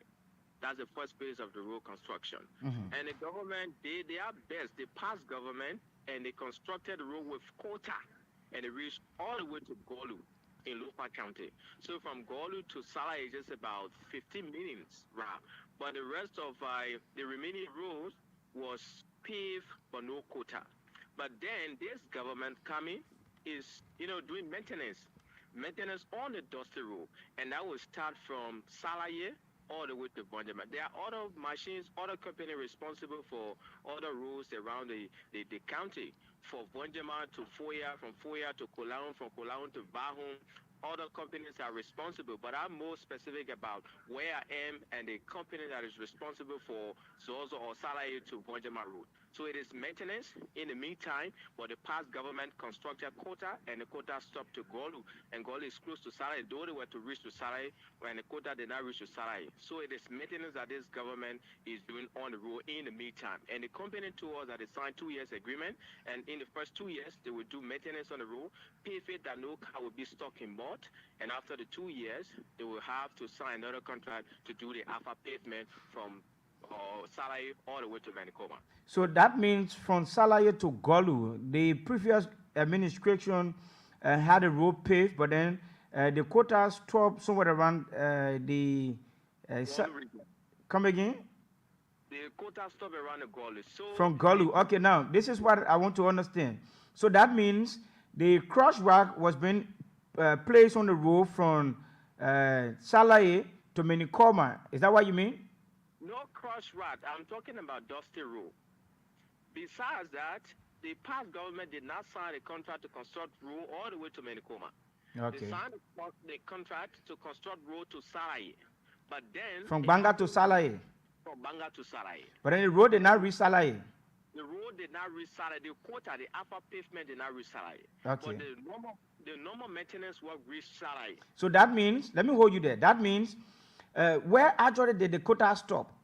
The quota stopped Golu. Golu. So now from Golu, you earlier said from Golu to Salaye is somewhere around 15 minutes. 15 minutes. And when the company is constructing road, prior to laying the quota, there can be a crosswalk put on the road, and a cement, water, or whatever can be put on the road as well. Did they do so as well in the 15-minute drive range? And I will continue to tell you, my brother, that the quota and whatever cement work stopped in Golu. Okay. And this is what happened. Before they have the quota being placed on the road, or the cement or crosswalk, whatever, being placed on the road, you have to pave the way for it. So Okay. that pavement, that aspect of the pavement reached all the way to Salaye. Okay. And that was literally around the election period. So after the election period, the whole activity ceased, and they couldn't continue the road construction up to Salaye. But the road stopped to Golu, but the pavement, the maintenance of the road continued up to Salaye. Hope you get that clear. It's clear. Will you mind giving me a description on the assignment of the Lofians? Well, it is an exciting news, like I said earlier. And this is one of a kind. Since the former president we had began the road construction, and they were worried on the faces of the people how the road gonna continue to Manikoma. I mean, even the maintenance aspect of the road. But I think that the stress have been eased, proven by the display of those earth-moving equipments on the road recently, paving the way. It has brought light to the people that, yes, even though this is not the alpha pavement, but I think after the alpha pavement, you have, after this maintenance, you have the alpha pavement being on the road from Salaye all the way to Manikoma. It is a great news. Now, let's move on to Lofa County football and keyboard teams that just got qualified for the SKD on Saturday. Would you mind telling us how people are responding or interacting or celebrating the qualification of their county team to the SKD? Well, Lofa County team has, recently in football, most especially county means, continuing to impress its citizens in the county. And Lofa County went to finals and semi-finals on several occasions, and they promised to reach to finals and even bring back the trophy to Lofa County this season. So qualifying to the quarterfinal of this year's county meet is something that was planned, and I think the citizens themselves are happy of it, and there are excitements. So if you say excitement, yes, they are happy. Citizens are happy because they expected it, and their boys are doing it. So they have a lot of encounter, my brother. They play Grand Bassa County. They play Maigibi County, and those are high teams to play in county meet. And you see Lofa walking over those teams, even though they did not beat Grand Bassa County. But of course, they did extremely well, even by draw. That was an exciting news for the people. So on the overall, there are excitement on the faces of even the Lufians. So when the players are playing, you see citizens around their radio jubilating the move of Lofa County on each counties they play. So I think excitement is all over the people. Kersally, now the draw is out, and would you mind telling us the reaction of Lufians, especially Lofa is being paired with Bomi, where the wife of the president, Joseph Boaga, comes from, and the president, Joseph Boaga, also comes from Lofa County. So that means the president and his wife will be playing. Would you mind giving us the reaction of citizens in Lofa County? And the narrative is clear, my brother. Melvin, you see... Not a traditional narrative. Not tradition. So the narrative is clear. You just made it clear that the president and his wife going to be battling. But that's not the issue. The issue is Bomi and Lofa County, they've encountered on several occasions, right? And Bomi, sometimes they go ahead of Lofa County. But Lofa County this year has promised and planned to go over Bomi County. There are excitement on the people's faces. And the people are saying the game with Bomi County, though Bomi has qualified and beat all of her games they play in her zone, but they still believe that Lofa will defeat Bomi County because of the force Lofa is coming with on the carpet. Thank you. Think that people are happy about that. Thank you. That was so much. Junior Bien Kersally is also the manager for the Alternative Youth Radio in Zoso, Lofa County. I want to say thanks for filling in anyway. Thank you ever so much. Thank you, Melvin. Thank you. We are trying to establish contact with our Maryland County contact person. Okay, so let's move to the memorandum of understanding that was signed today between the motorcyclists and the police. The police insists there will be no compromise, that everything will go into full effect as of next month. They entered that memorandum of understanding today. Nelson Fremont is the man who is responsible, Deputy RG, for operations, Liberia National Police. And this is what he said. No action fearless. We are responsible for law and order, and that is our primary responsibility. As long as we've resolved to enforce on the beginning on the 15th, we are going to start on the 15th, and we expect that all of us as citizens will be in full adherence to the law. Let's all remember that if you don't get on the motorcycles, they're not going to ride. If you don't hire the services, of course nobody wants to do a journey ride. It's because we're championing them. It's because we're riding on the cycles. That's why they're coming in those ones. So before I close, I would like to encourage the general public to be in adherence with the rule of law. That is to say, from the 15th of May, please don't get on a motorcycle from beyond ERWA Junction to Monrovia and from Freeport to Monrovia. This is not a new undertaking. We started this thing sometimes in 2012, 2013. And of course, to every general rule, there are exceptions. That is to say, there are people who are into food delivery services. There are people who are into meals delivery services. There are other professionals that have got their work to be done in different forms and manners. Of course, there will be remedy available. We intend to give what we call access passes that will have a duration, and then they will always be renewed. We will let the public know as soon as possible. This is just a new methodology that we're doing as the people's police. We're trying to build a consensus in our enforcement. Let's all remember that the police is responsible for the maintenance of law and order.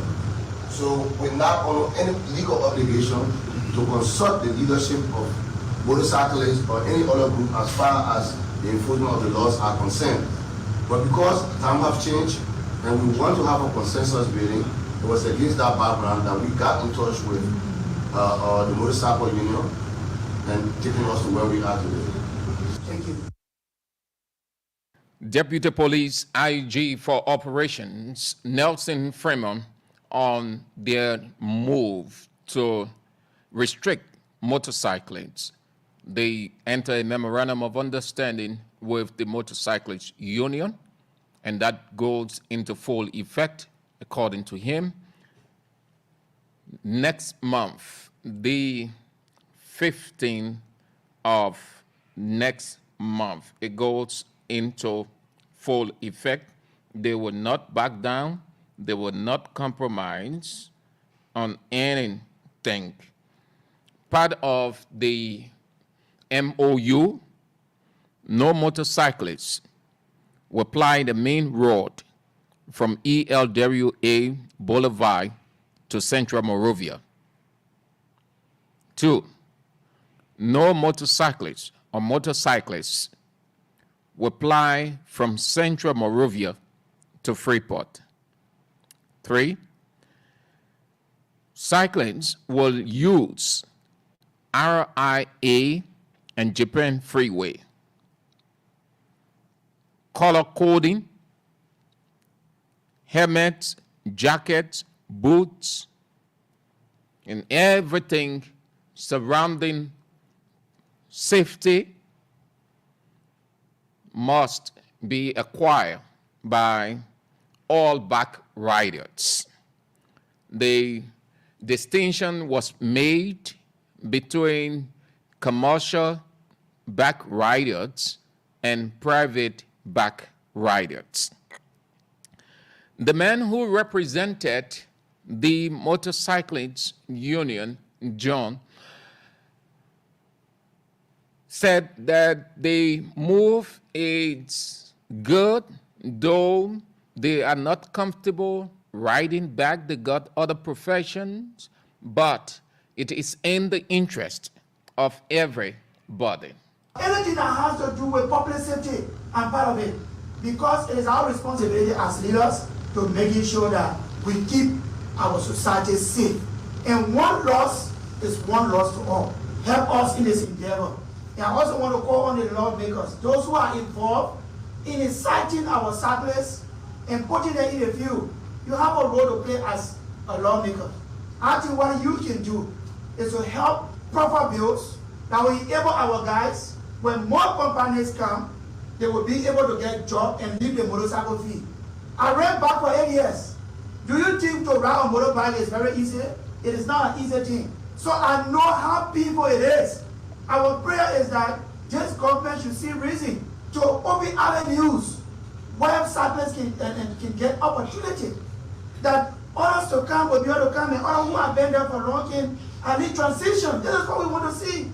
But to see some of our lawmakers sitting on a motorcycle, leaving their basic function, oversight lawmaking and representation, and then getting on the field to tell motorcyclists, let's give like you a Bwaka or better like you. There's not about Bwaka, it's about the safety of this country.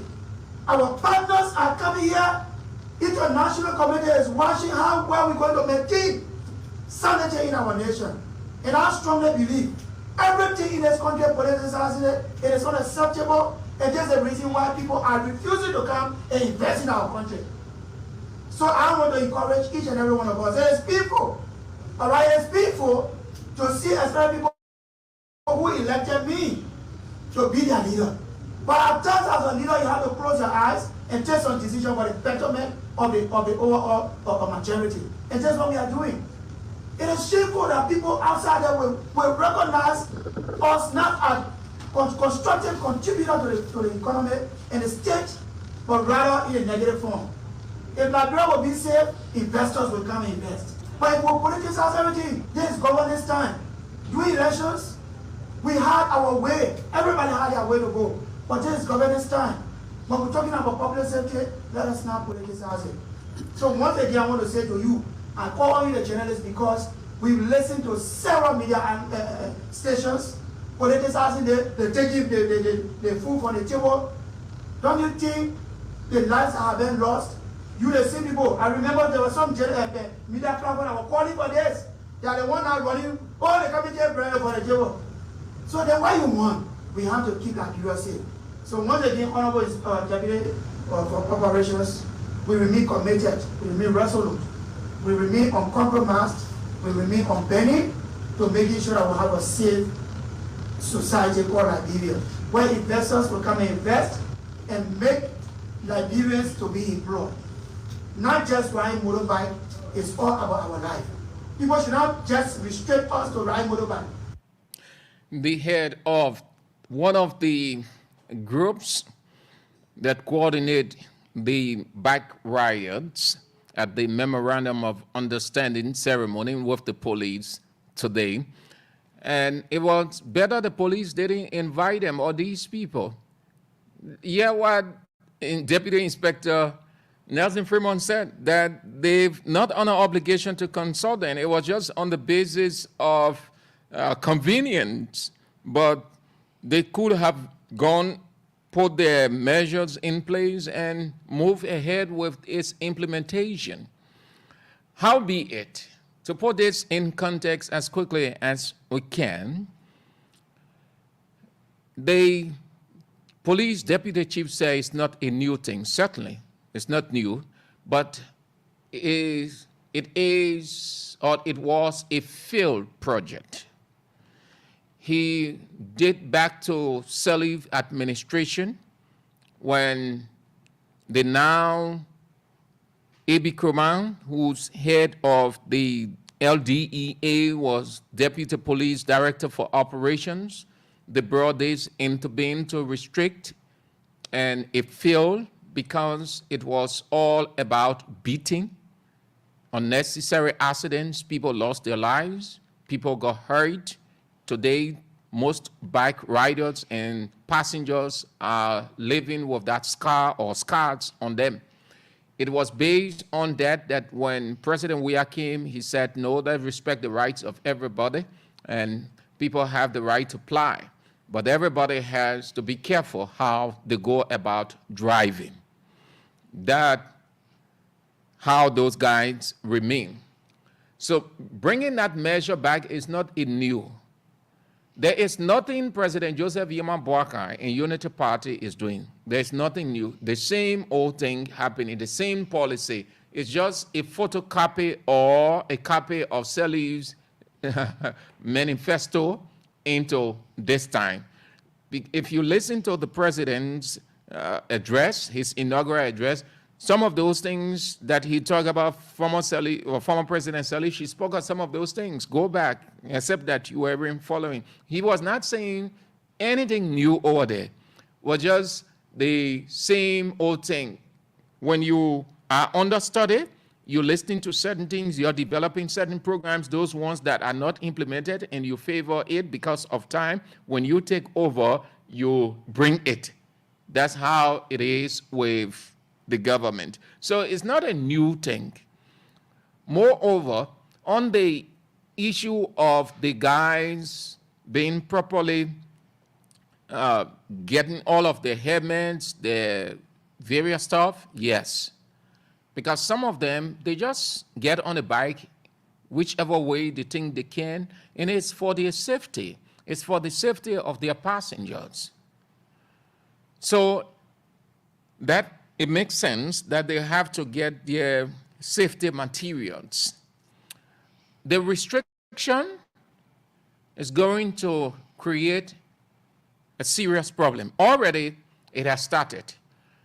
There is the economic side of it. These guys were being very helpful, transporting people here and there in no time, especially the sick, wounded, pregnant, and all of those. So with the gap, with the restriction, because they're going to be far, very far. So if you want to get on a bike, then you have to get to the other side, and you have to use a vehicle. Moreover, the taxi drivers now, they are the ones who are happy because they're going to increase their prices.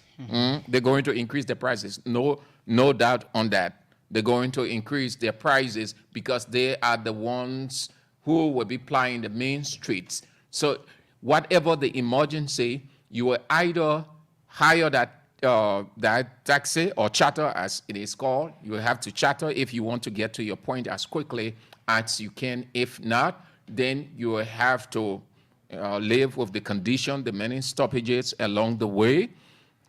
If you can cope with the stoppages, then you will have to. Let's pick up our correspondent from that side, right? Let's talk to our Margibi County contact person. He is the manager for Margibi County branch. Hello, Ramsey Yen and Singbe. Welcome. Hello. Yeah, Ramsey. You get me? Yeah, you line, Ramsey. Welcome. Welcome to Bit and Pieces this afternoon. Thank you so much. I mean, Melvin Dwa, thanks to Sam and the rest of our folks following Voice of Liberia in and out of Liberia. Like you said, my name is Yenian Super Junior, and I'm reporting from my Gibi County currently. Now, the report has got to do with government's appointments in my Gibi. And of recent, there is this list that came up from the Senate. You know, normally when appointments are being made, to the best of my understanding, the office of the president will communicate to the Liberian Senate. And the Liberian Senate will be informed that these are the next breed of leaders who try to put in the government, whether local government or national government or appointees. Now, specifically with my Gibi County, the needs of some individuals have surfaced in the public, but the needs are not also on the website of the executive mansion. So you get to realize that the last time the executive mansion posted names of appointments were on Thursday, April 18, 2024, and they posted about Grand Jide County, Grand Bassa County, River G County. They also posted about Grand Crew County. The government went ahead and posted appointees' name from Bomi County and Grand Cape More County and Pong County, and there's nothing there for my Gibi. But according to the list that I have with me, that comes from the corridor of the Senate, the names of appointees for my Gibi County.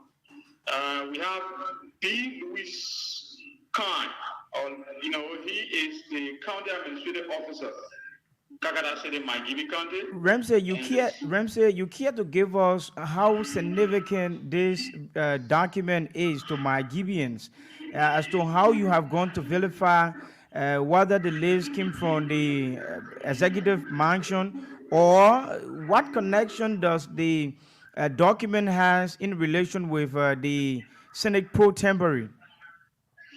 I'm not speaking to the Senate. I'm not speaking about the Senate pro tempore specifically. It is not about Madam Yomi Lawrence specifically. What I'm saying, this document has the official letterhead of the Senate. Whether somebody in the Senate wrote this document and is gallivanting or relating the county, but I'm saying to you, this list has stirred up some misunderstanding and concerns in the county.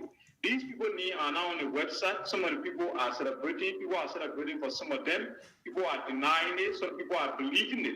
So there's this misunderstanding that these people are appointed by the president. No, these people are not appointed. They are appointed. Why are they now on the executive mansion website? Okay, this document came from the Senate, so it is a real document. Or this document, it just came from somewhere where maybe somebody from the corridor of the House.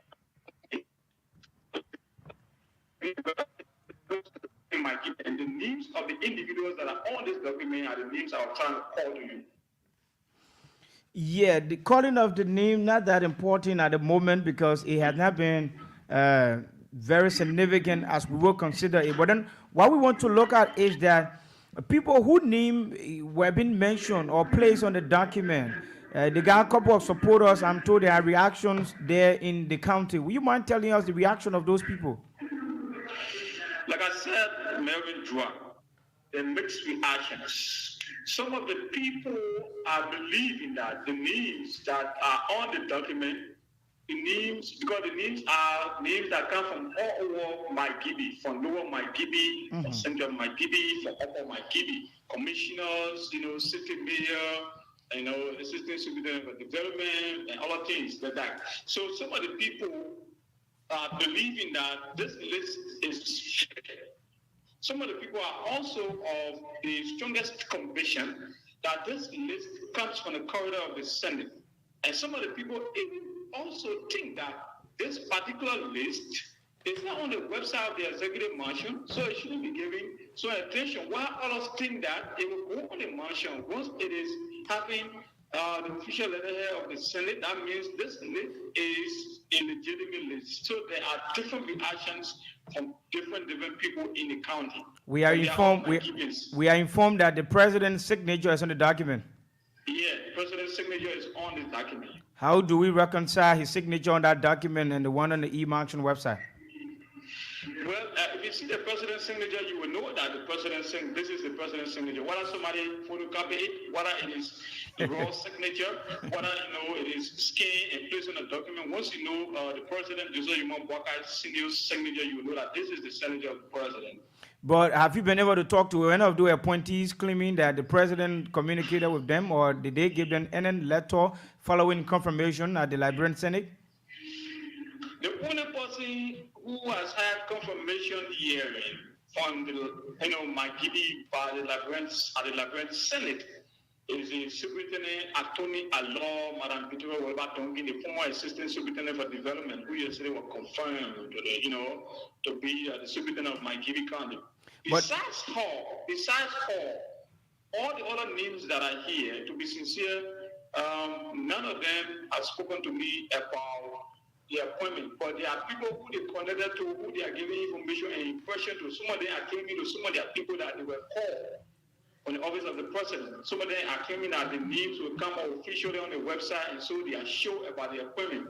And some of them are saying nothing about it at all. So that means that document is not that serious, because the appointment of the Superintendent Victoria Duncan was on the website of the e-auction, and the one under discussion has not appeared on the e-auction website. The last time the president made appointment affecting local government was on the 18th of April, and since then we haven't seen on e-auction website any appointment affecting Maigibi County. So that means... yes, you are right, but what makes this document to be important for conversation is that the president's signature, the president of the Republic of Liberia, senior signatures is on this document. And then people in the county, Maigibi support them first and second round, Joseph Walker. And so the concern, they have been this issue about appointment. Who have been crying, Maigibi have not had, sufficient appointment. There have been one or two names from Maigibi, and the local government even appointment have not been in the place. So to see this kind of list coming up with certain individuals, and they got their followers and the trust, and they are all Maigibians, it has still some level of concern in the county. So this concern is what maybe need to be reached to the attention of the president, of the office of the president, or those lawmakers, or the Senate, to know that this is the situation around Maigibi. Maybe they will know what to do next. And that's why it is good to talk about this document. Thank you, Ramsey, for filling in this afternoon from Kakata, Maigibi County. Thank you, Ramsey.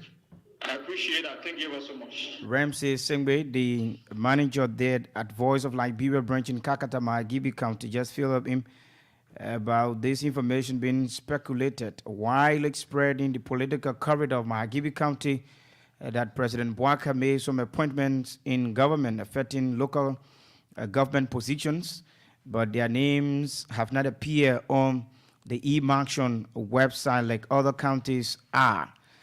So earlier we informed you that we will be playing host to a couple of brilliant young guys from the African Methodist Episcopal University, AMEU, down on Kian Junction Road.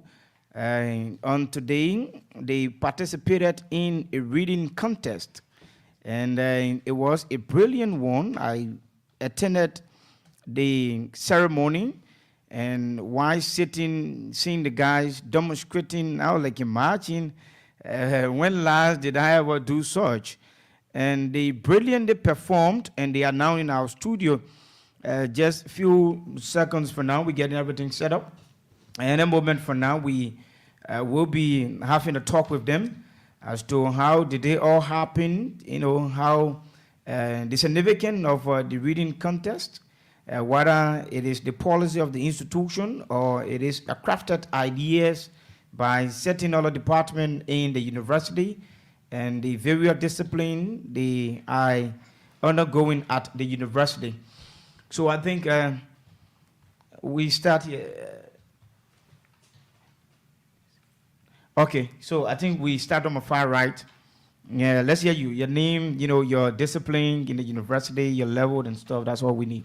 Well, I'm Ture Ibrahim T, reading mass communications, major and public administration minor.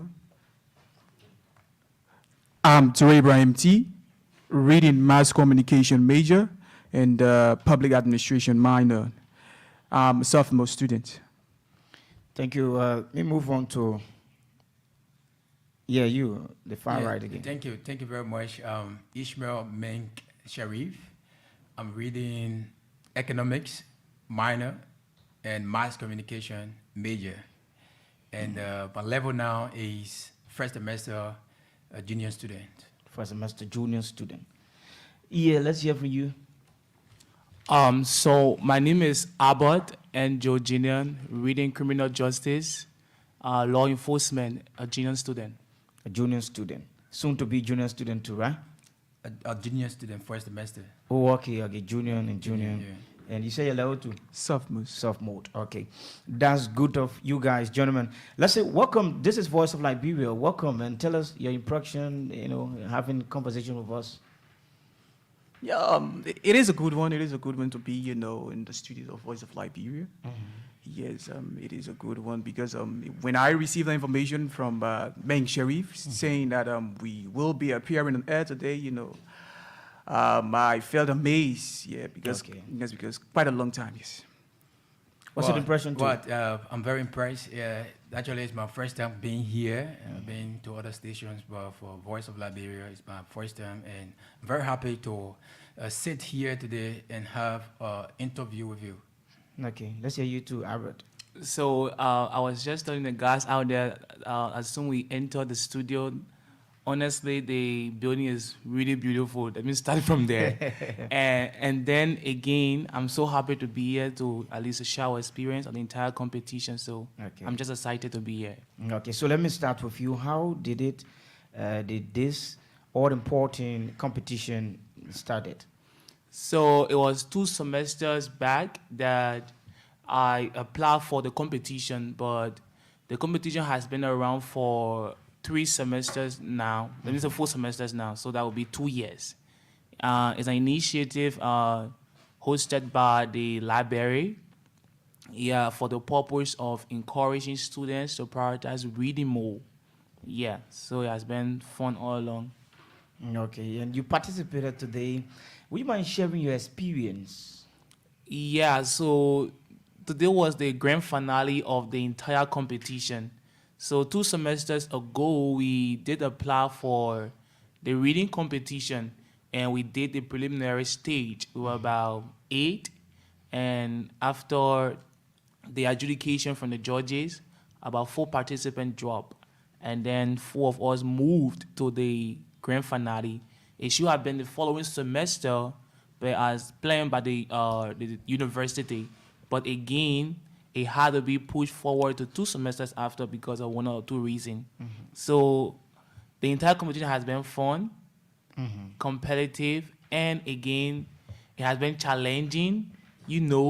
Sitting before people reading. Normally, when you are just reading alone, it's more of enjoying it. But if you are to read more before, relaxation. relaxing, exactly. But if you are to read before a crowd, that's a whole different thing. Okay. Yeah. So, but above all, it was interesting. Yeah, because it was a competition, though. So, Ishmael, would you mind sharing your experience too? Yes. Like the brother said, it was not an easy route. It was kind of difficult because for us as students, young people, especially emerging scholars or emerging mass comm students, We found it difficult, like you said, it's been a very long time to stand in front of the crowd, to read, especially you don't know what you are reading. Yeah, somebody told you that just go and study, read anything. And they don't tell you what to read and what to study. Yeah. So that make it very, very difficult. Mhm. So when we got to the place, it was kind of, yes, you don't know what's happening, what's coming to happen, you don't know anything about it. You just saw a huge poem from Shakespeare. So I think it was challenging, but thank God that we have come to the conclusion of it. So let me move on to Abraham T. Toure. How you got inspired? Your own question is different. How you got inspired or motivated to have joined the competition?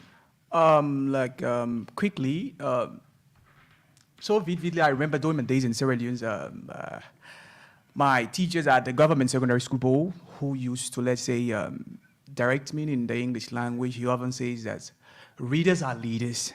So it was from that, submissions, I got inspired to read more books, visiting the libraries, getting myself engaged and getting myself involved in reading more scripts. Yes, it was, from that submissions. So you can read more books. So in the course of 30 minutes, how many books do you read? Oh, well, I don't want to say so because, if you were to visit the types of readers, we have Biblify, we have casual and data required. So it is very difficult for you to say, let's say, for ones to read a book within the 30 minutes, provided the volumes of the books. Okay. Yes.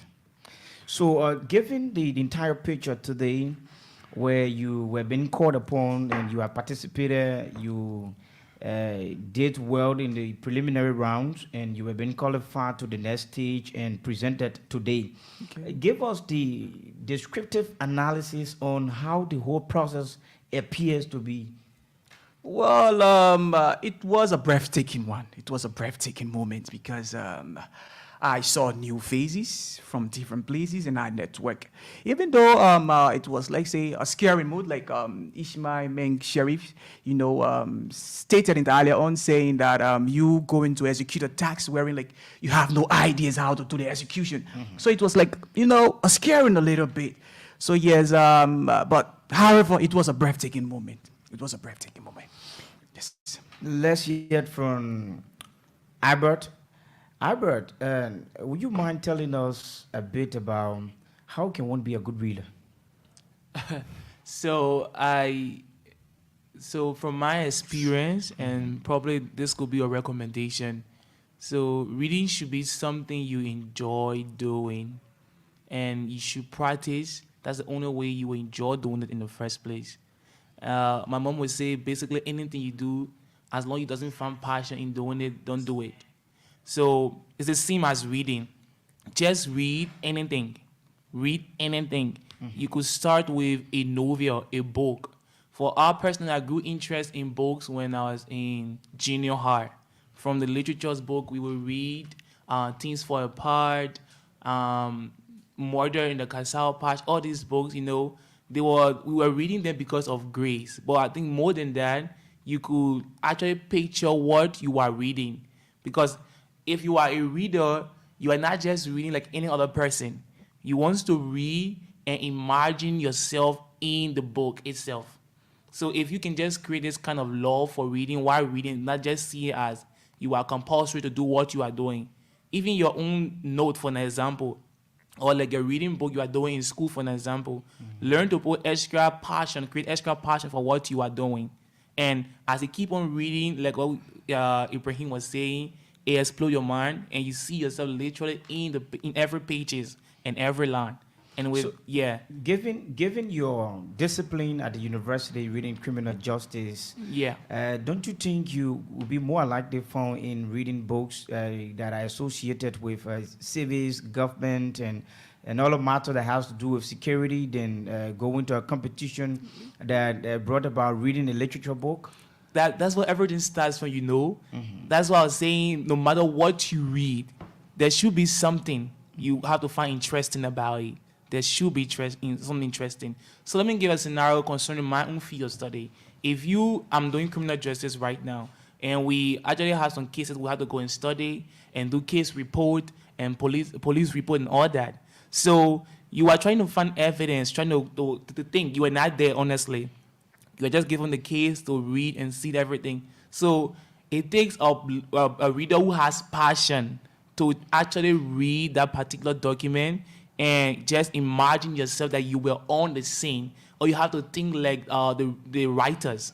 So you cannot do that. You're just reading ordinarily. So even concerning my own field of study, you read whole textbooks.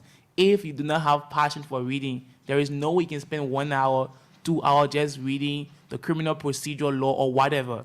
So you have to find passion for what you are doing. It can be found in any field of study. That's what makes reading very important. Yeah. So Ishmael, given your own area of study, studying management and communication, right? Mass communication. Economics and mass economic and mass Yes, communication. communication. And are you care to tell the public and how, the selection or how the participation was like, giving us the understanding as to whether you guys were being given a particular assignment to say exclusively we would do IT courses. That means the subjects run the IT subjects you guys going to study, the English, the literature. Were you guys being hinted that that was the area to go and study, or you were just told to just study anything? Like I said, from the earlier stage, that this process was challenging. It was very difficult, right? Entering into this process, firstly, you got to apply. Okay. You got to apply for it. When you apply for it, you got to go for evaluation. To be evaluated by the chairman. Then later on, they will schedule the day for the preliminary stage, right? So that is it. But beyond that, firstly, they told us to read Shakespeare. They just told us. And Shakespeare has more than 56,300 plus speeches. You understand? So you don't know where this is coming from. And you have more than 46,000 poems, right? So we were like confused. Where are we starting from? Where are we going? So some of the things that they sent us a book, William Shakespeare book, and one thing about his books are always huge. Have volumes. Yeah. The volumes are very huge, right? So they sent a book to our emails for us to go and read for the preliminary stage. So we qualified, and waiting for the final stage, that was something difficult because we were not hinted. We were not told about going to read anything. Okay. Nobody told us any other thing. They just told us to get prepared, right? So we were like, the same thing we read, it is the same thing we're going to read, right? Okay. So, something you read before, you're already familiarized with it. It was kind of easier for you, but it was not that way. Looking at the speed in reading, not everyone will read with speed. And in such a competition, there would be, a time calculated for people who will go about computing in such competition. How does one practice to be a fast reader? To be a fast reader, firstly, you got to have the passion for reading, the foundation for reading. So you talk about foundation. Does it mean you have to start from the grade school? Yes. Reading starts from high school, right? From the small level. Primary. Yeah, primary level to elementary and junior. Like the brother said, where he began to get inspired by reading, right? So you got to have the foundation. When you have the foundation, then you'll be able to be a good reader, because to be a voracious reader is to be able to read more. Like the brother said, you have 3 types of readers. You have the Bibliophile, you have the casual readers, and the required reader. So in high school, we are required readers. So the time you say, go and read from year to year, you are required to read. So you got to come back to, for examination, right? But the casual reader are people who read more than 15, 16, 20 books, right? Yearly. So the Bibliophile are people who read, huge books. So when you have the foundation of reading, then you will be able to meet up with the target of whatever meanings or term given you. So Ture, let's get you telling us the difference, because I'm told you partly schooled in Civilian. Okay. Okay, so give us the difference in school in Liberia and Civilian. with your participation in the just ended reading competition. I hope I won't be taken to the slaughter report. But however, yes, of course, schools in Sierra Leone, it was a good moment, to have attended schools in Sierra Leone and that of here, but I think it would be a very difficult thing for me to do a comparisons. Yes, of course, because there I attended. Giving you the enlightenment you have experienced in education. From there? From there and from here. It was a good one. I've been informed, on contemporary issues, and I've been informed on contemporary issues. I've been informed on several things. Yes, of course. More especially here, let's say when you're attending schools in Liberia and that of Sierra Leone, you see. At this stage, let's say when you are in the 13th grade or let's say the 12th grade, wherein students. So which one do we call 13th grade? 13th grade meaning SSS3. That was then, but it has been eliminated. Oh, okay. Yes. So it's up to 12th grade now. Yes, it has been eliminated. Okay. Yes, recently because when the new government took over, that is Julius Maada Bio. Yes, it has been eliminated. Yes, but the atmosphere there compared to here, in Sierra Leone we have that British, patterns. They have the British pattern of tutoring, and here they have the American pattern of tutoring. It was quite recently Liberia got incorporated to the West African examination, systems at the senior high school. Yes, but I think the policy is a good one. Yes, of course. The policy is a good one. Yes, sir. On the overall. Yes, sir. But give us the disciplinary procedures in how various institutions proceed with how they discipline kids in the school. Well, like I told you, it will be a difficult judgment because there I attended a secondary school and a primary school, and here I'm now in a university. So if I'm doing the comparison, then it's like you want me to compare, university in Liberia to that of let's say a senior secondary school, a primary school in Sierra Leone. Okay. So it will be a difficult judgment. Why you choose being a good reader today? Oh, well, like I told you earlier on, I stated, during my pursuit, at my senior secondary school and that of the elementary school in Sierra Leone, my teacher once told me, the man who was, let's say, instructing me in the English language, he said, readers are leaders. Right. So it was based on that submissions that got me inspired, to the spec to the fullest for me to exploit and read so I can have a broader horizon on contemporary issues. What do you want to see yourself in the next 2-3 years from now, giving you a direct, instruction and giving you the privilege or now leverage to be a good reader? What do you see yourself to be?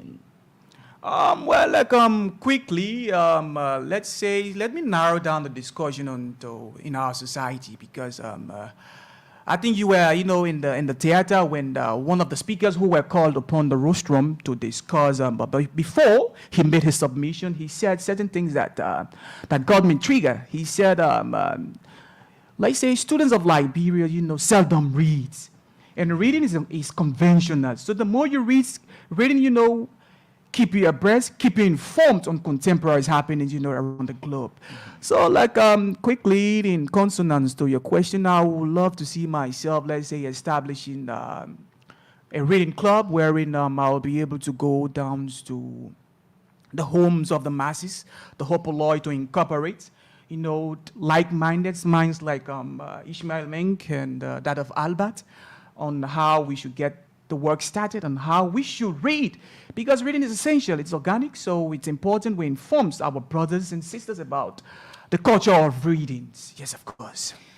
So, like you to Albert really enlightened the mind of a young person, and as a young man, young as you are, would you mind telling us too, as to your involvement into building, the younger one who will grow after you? How are you involved into, or are you into it? And if so, how are you involved into? Thank you so much. So when I was in high school, I participated in a writing competition hosted by the Liberia Career Pathway. That's it all started back then in high school, way back. Mm-hmm. So when I came back from that competition, the person way back, what's the year? That was 2019, 2020. Yeah, that was then. I think I was in 11th grade or so. Mm-hmm. So when I came back after the entire competition, and by the way, I won. Yeah, it was Okay. between all the counties in Liberia, and I represented Nimba, and I won. Okay. So when I went back, I actually established a writing club back then in my high school, because when you do knows how to read, you become a good public speaker, and you knows how to write very well. Bit by bit, I write some short story, basically concerning scriptures, just an enlightenment on some scriptures, and then post it to inspire people. And I also participated over the break in it's a global platform called Read for Impact. It's a Read for Impact, Read to Impact, and where you have people from all over the world in that group chat. It's on WhatsApp. You can search it out on Instagram, on Facebook, and every month a group of people will apply, and then you have to read about 4 books in 1 month. And also, right currently, I'm doing a part-time job at the Ellis Childhood Education School. Yeah, where there we are more specialized with the kids there involved in reading activities. And by the way, there are other foundations that even donated books. And even though I'm there as a teacher, but I'm also I usually take the students' book and read. I love to read anything, so I really love fictional stories as well at most. So I encourage my students as well to even read a lot, and during our free time, because we have a free time just for reading alone in the school. So these are things I see myself doing every day, encouraging young people, children, or anyone that come in cross wave or come in path with, to encourage them to read. Because reading is very important. People have this story in Liberia that says, if you want to have anything from a Liberian man, put it in a book. Yeah, because we don't love to read. We don't honestly love to read. It seems as simple as it is, but like I say, you have to create passion for it. At times, I just read, and I'm eating, I'm reading, I'm laughing as though it's almost like you are watching a movie. I know how many people do. I prefer to read books than even watching a movie, especially for the mystery stories. They are way more interesting, and you find yourself practically in every pages. And I've learned a lot of things from them as I read them. Yeah. So now with your capacity, how many books do you read? Maybe in the course of 30 minutes or 1 hour time. So, one of my friend I met was last year July. He's from the States. What he told me was, I had a very small volume of book. I think about 50 pages, and then I would read 1, 2, 3, 4 pages, and I had to go over and start. So he was like, Albert, why are you reading this book? It had been over 2 days and you're reading this book. So he was like asking me that question, and I told him, I could spend about 15 minutes reading this book if I just skimming through the words and just reading very fast. Okay. But if I want to read and understand what the author is trying to say or portray, I have to read back and back. You probably read something, for an example, and you wouldn't understand it until you come back. Or it might mean something right now as you read it, but if you do read it again, it means something else. And that is very practical of the scriptures. Yeah. So it's very, very good to read. So I won't give you exact time how I read, because I kind of read like I'll stop someone how to start over to read and understand again what I just read. Yeah. So Ishmael Menke Sharif, and Ishmael is from the Mass Comm department, and Mass Comm department is associated with reading, and not just reading, but read with comprehension. Ishmael will tell us, the exact and direct understanding about what they participated in today. You mind telling us exactly, the book or the point or whatever you guys read today? Give us, the challenges you face, the entire description on your participation from the onset, from the beginning of the program up to the end, and you guys were being certificated. Yes, play your portion. Oh, you mean from the primary stage, right? That's what you're talking about? The primary No, I'm talking about the ceremony today. Okay, so like I said, it was kind of difficult. It was very difficult for us, like I said. But as readers, right? Nothing is difficult for you. Okay. You understand? I mean, in terms of reading, yeah, because you read books, so you expect big words. No, I mean when you enter, you have people healing I'm you. coming there. I'm coming there. Yeah. I'm coming there, right? So people expect more from you, especially when you are in certain department. You understand? Yeah. Where you already told your friends, your loved ones, and people around that So you have your loved one there. that you are going to win, right? That you are going to win. You are in a final, reading final, right? Yeah. So with that kind of expectation, anticipation, people anticipated more from you, right? So that was another thing. And secondly, seeing faces that you have never seen before, that's another challenging.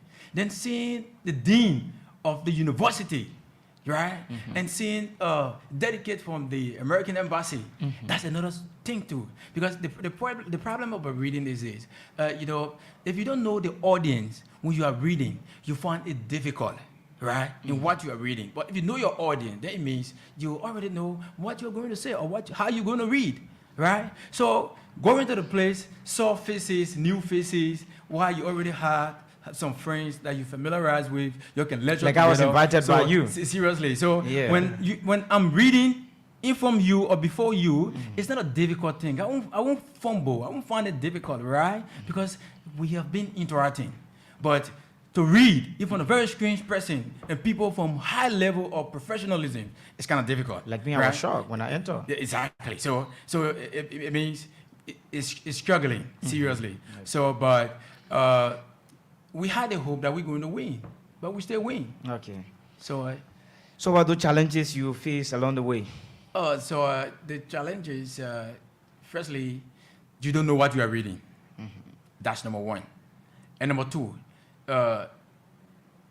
what is the story is that kind of difficult story, right? And a poem is a language by itself. It needs interpretation. You understand? So a poem is not a regular reading that you read and understand. Like the brother said, when I'm reading poem, I read it 1 to 3 to 4 times to understand, to interpret it. You understand? So looking at something that you're reading, give you 6 pages to read in 6 minutes. Then you interpret what you have read. It's difficult. So, but at least we all tried because we told them what we understood and at least we were on the path. But it's kind of challenging that to read poem one time and interpret it. Even scholars who read poem, they read the poem and read it, in many times before they captured in what they wrote or read. So, Turin, will you also give us your descriptional analysis on what occurred there today? Well, reaching from your experience, people you invited as well to go and see you reading, and when you walk into them, what was your standpoint, your body language, and how it appears to be? Well, it was a breathtaking moment. Yes, of course, it was a breathtaking moment, to see familiar faces and that of the peculiar ones.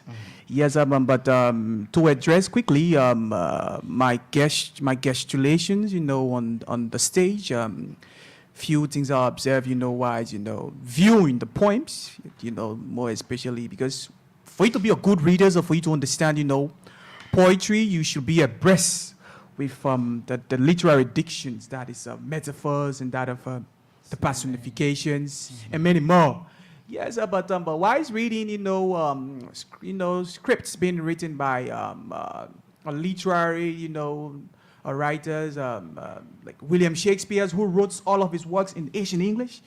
It was, let's say, it was a difficult moment partly, but not 100%, but partly, taking a look at the dictions, the coherence, the transitions, from one lines, the enjambment lines, from one stage to another, It was a difficult thing somehow, partly, but not 100%. Yes, but glory to thee, we did what we could, to reach to the zenith. Yes.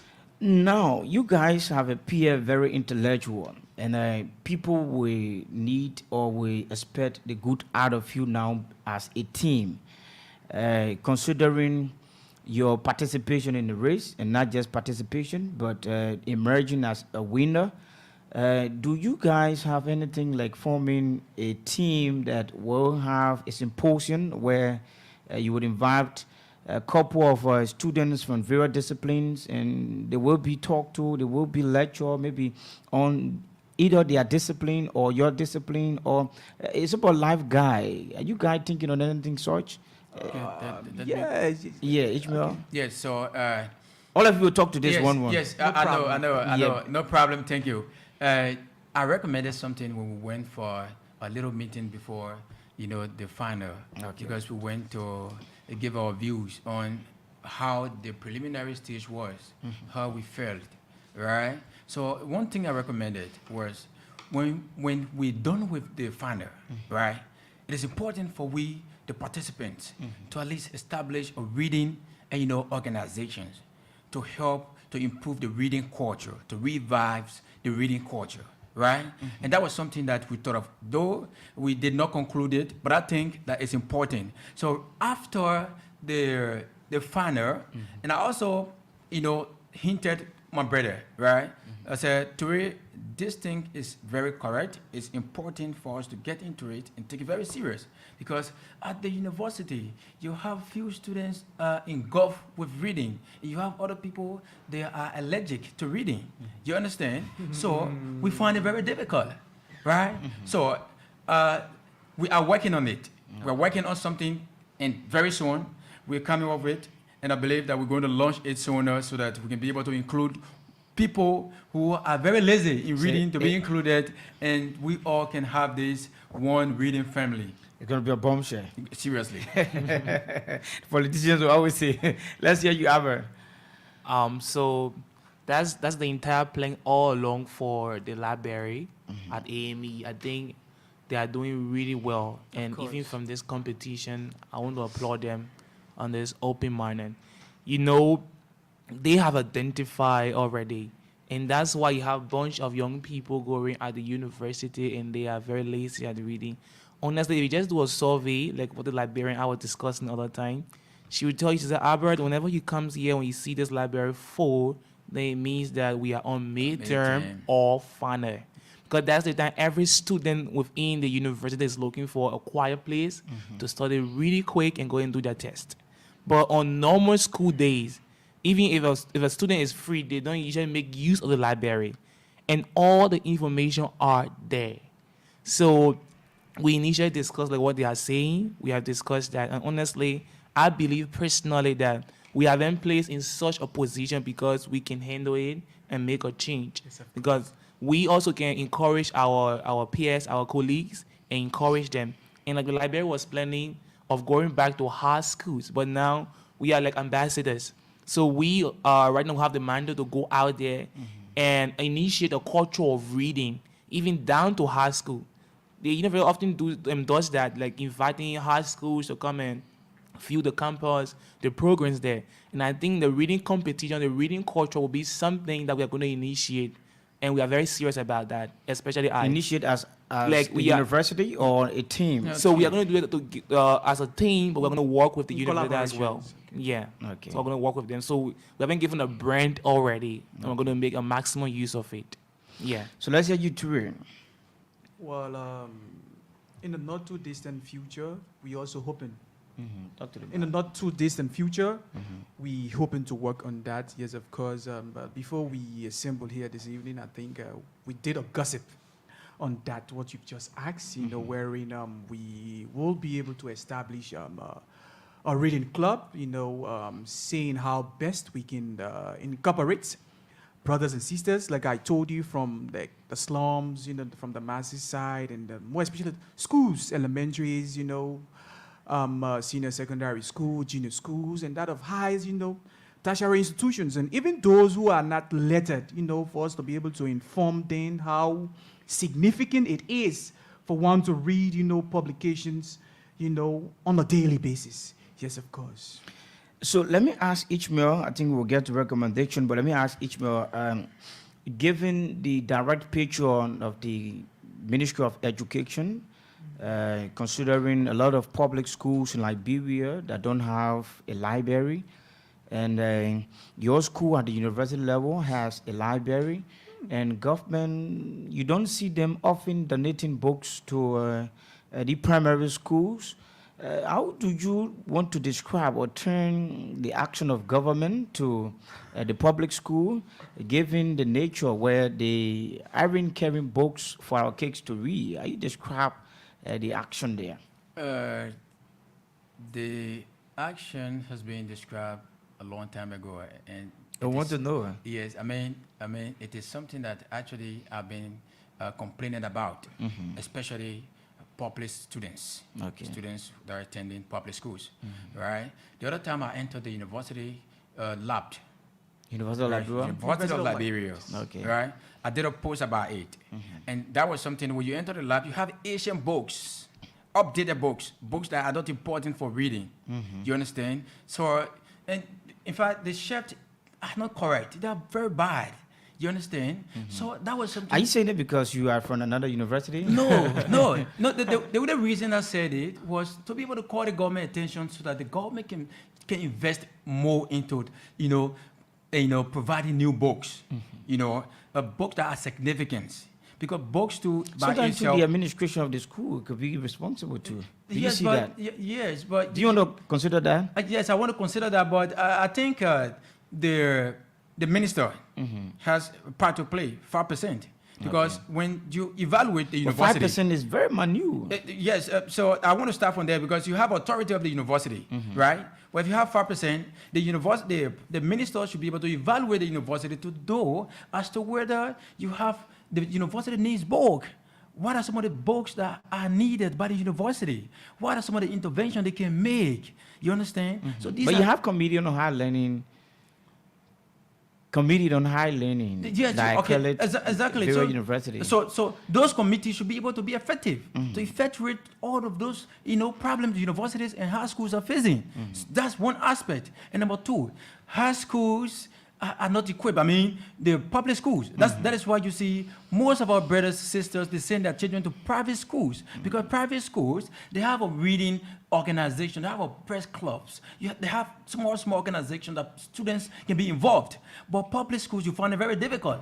So with that, you see, the skill of reading will be very low from the public schools. So students from the public schools will have a very minimal, appetite for reading. But students from the private schools will have high level of appetite for reading. So the ministers by itself, or the ministers for the Ministry of Education, the minister for the Ministry of Education needs to invest more into primary school, into public school, so that the students from the public school can be able to be abreast, right, with the reading materials, can be able to be, equipped with reading, can be a voracious reader, can be audacious in, the reading. So it is from there. The students can have that appetite of reading. When they enter the university, they'll be very good readers. But the University of Liberia is not equipped, or other private university is not also fine. When you enter those labs, libraries, you find it very difficult. You feel very disgusting because those labs are supposed to be the libraries of equipped materials. Okay, if you are joining us, this is Voice of Liberia, 104.1 on Capital Bypass, 89.7 in Kakata, Majibi County, 90.7 in Bankabon County, and all the community radio stations across Liberia. This is Bit and Pieces. I'm here with Sam Andrews. My name is Edwin Melvin Jua. Our guest on the show this evening are Albert Joe, Ishmael Menke Sharif, and Abraham T. Toure. They have come to share their experience in the just ended reading competition at the African Methodist Episcopal University campus that ended this afternoon. Very shortly before we go on the line, people in the rural part of Liberia, upon the establishment of your team, given it being a one organization, does the organization have any plan for rural education? People in the rural part. Can I address that? Yes. Okay, then seriously, we have a plan. What is that plan? We have a plan. We firstly need to initiate the organization. We need to start from here. before we decentralize it. Okay. Right? When we have a team at a university and take this team from university to universities, then we take it from university to university, To we high take school. we take it to high schools. So when we have the 17 districts of Maserati, when we reach out to all of the districts, then we'll be able to reach out beyond the 17 districts. But then we're already having teams all over the place. But you wouldn't want it being a Maserati-based organization. Exactly. So that is why. So you have to cover all of the 17 when- districts before you expand in other counties? Not really, but the reason is to be able to have ambassadors all over the place, to be able to have people that will carry the information, that will be able to at least make the information easier for us to Okay. reach out to other places. Okay, you care talking to us a bit on that, Toure? Well, quickly, I just want to do a buttress on what the colleague, has said.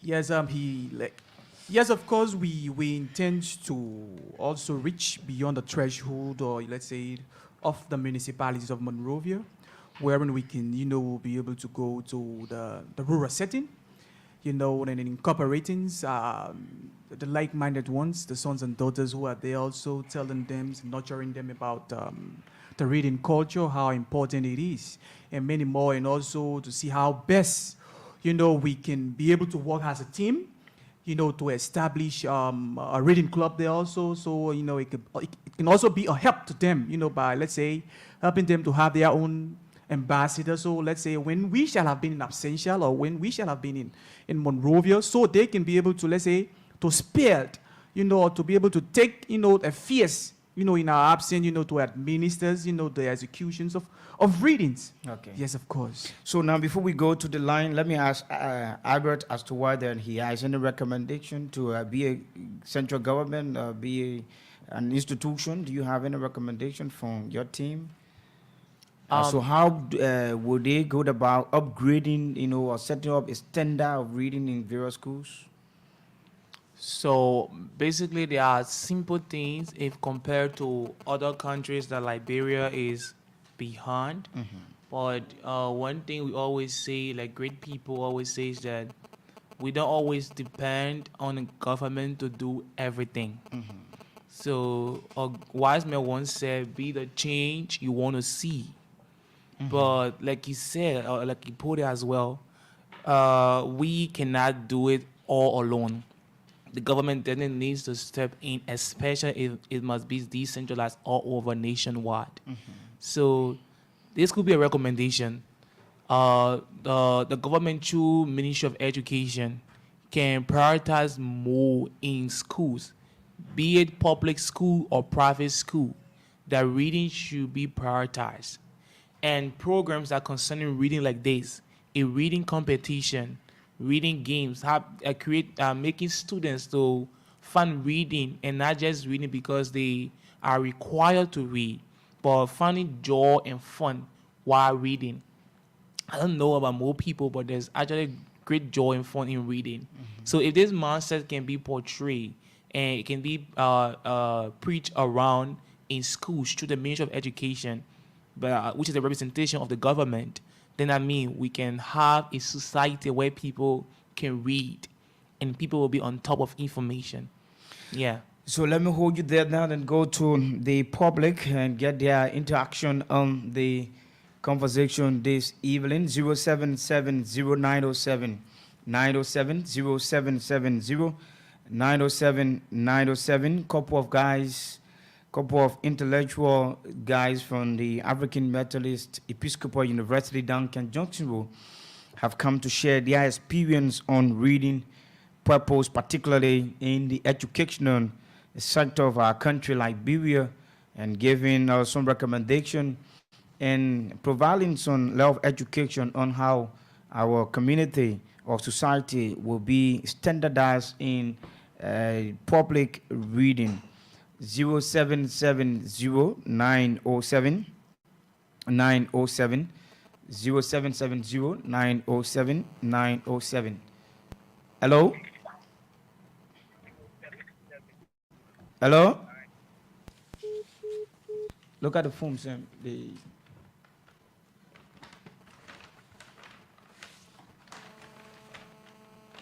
Hello? Hello? Your name and where you come from? Yes, so I'm serious, for my residence in Tangier. You say your name, please be Yeah, audible. I follow the program and I listened to my colleagues here. They had a brilliant presentation and I want to congratulate them as Please well. amplify your And voice, I'm a brother. student of AMU as well, majoring in forensic science, and this past semester I participated in the reading competition too. So, but I was quite unfortunate to be up there too. But I mean, I want to congratulate them. Yeah, they are brilliant guys. So thank you for the time. Thank you. 0770-907-907. 0770-907-907. Couple of intellectuals from the African Methodist Episcopal University have come to share their experience this evening on Voice of Liberia as to how we will have a competent readers in our country and how we will go about setting the standard of readers in various primary and universities across Liberia. 0770-907-907. This is not politics, so you wouldn't see more colors. Yeah. Because, 0770-907-907. 0770-907-907. So while we are waiting for callers, I think it's good that we also see some of the benefits, that come with readers, that comes with the participation, or the competition in various universities. Like some people offered scholarship, some were offered tuition aid, when you establish your organization too, would that be, that aid, established, or students will be accommodated maybe when they are participating, or maybe when there is a program created where at the end somebody read the best? Would there be, something like a scholarship, maybe on the grade school level, a scholarship maybe from your partner in progress in future to come? Are you also thinking of that? Yeah. So you have We Care Liberia. They are doing really, really well when it comes to building people up in both reading and writing. I once participated in their writing competition. Yeah, so, and they are really good at helping other people in sense that because they really love things like this, honestly. So there could be possible partners. Let me just say this, in this popular form, there could be possible partners that could help, because I believe personally that they really support activity like this. So if we do have program like that, definitely we're going to have people supporting. You have people like the Raphael Foundation. She's really good helping people as well with books, helping children and people out there who needs book. Just after we were done with the competition, we saw a book out and they were selling $10 $10 imagine. Good worth of book, and people are selling $10. And I promise that I'm going to. How do you describe the book to be good? They are very good.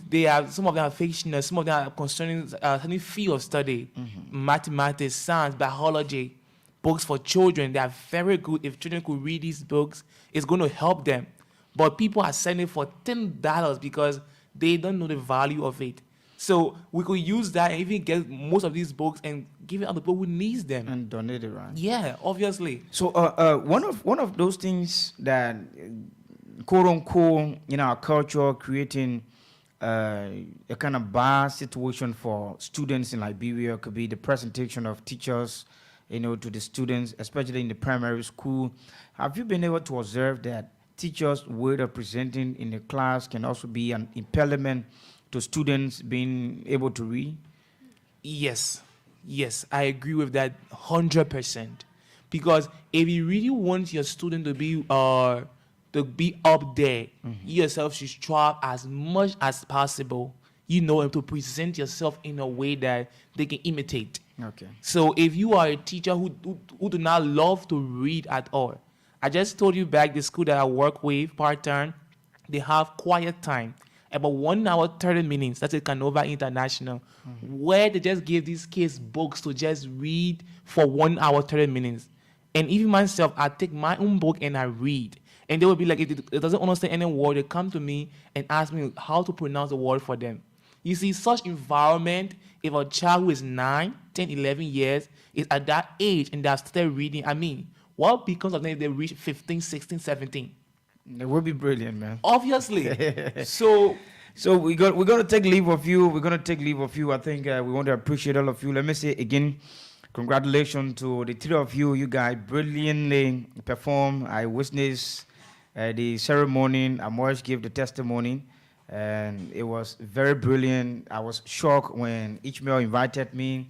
You know, when he told me come in, I wanted to text him as to whether I'm like allowed to enter because yeah, I never had invitation. I didn't know exactly how the entire program was being established. And I didn't tell you. Yeah, so and he didn't also tell me. Yeah. So I went to run my 1 or 2 errands when he told me come there. That's how I went there.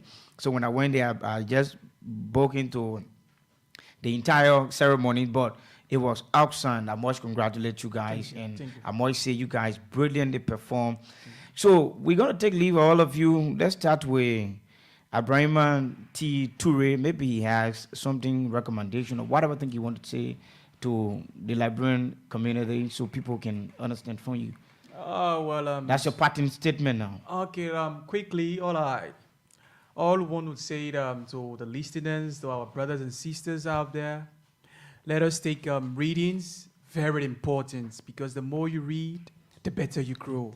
And also to the government of Liberia, we also to tell them that they should be able to provide that that atmosphere where student will be able to read. Wherein they will be, let's say, donating more books to libraries. Thank you.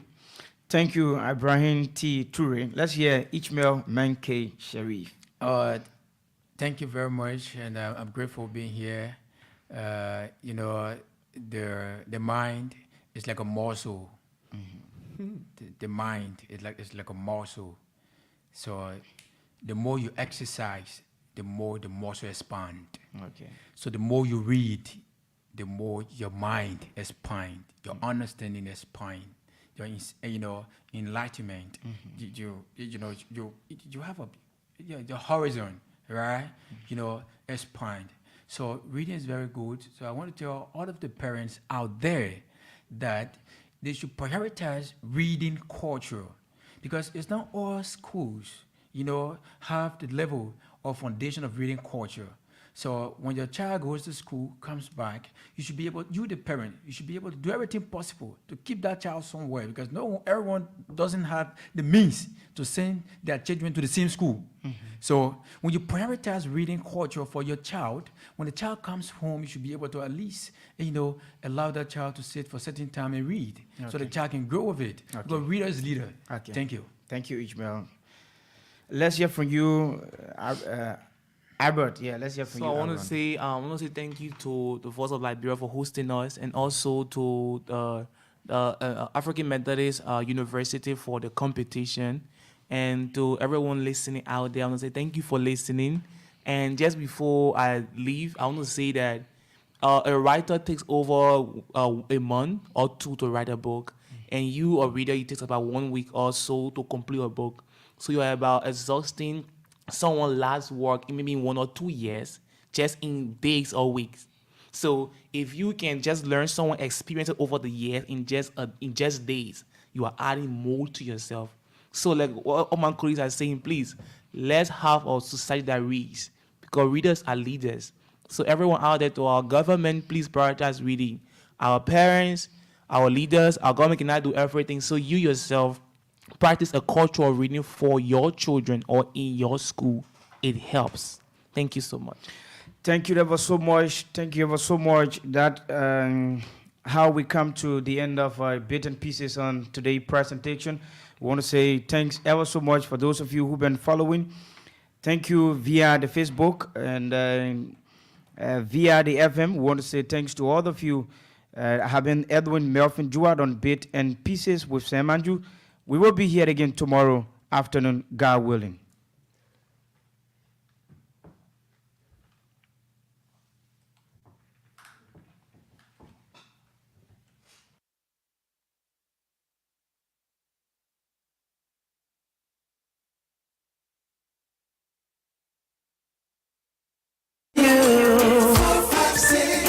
missing you. 7, 8, 9, I want you back.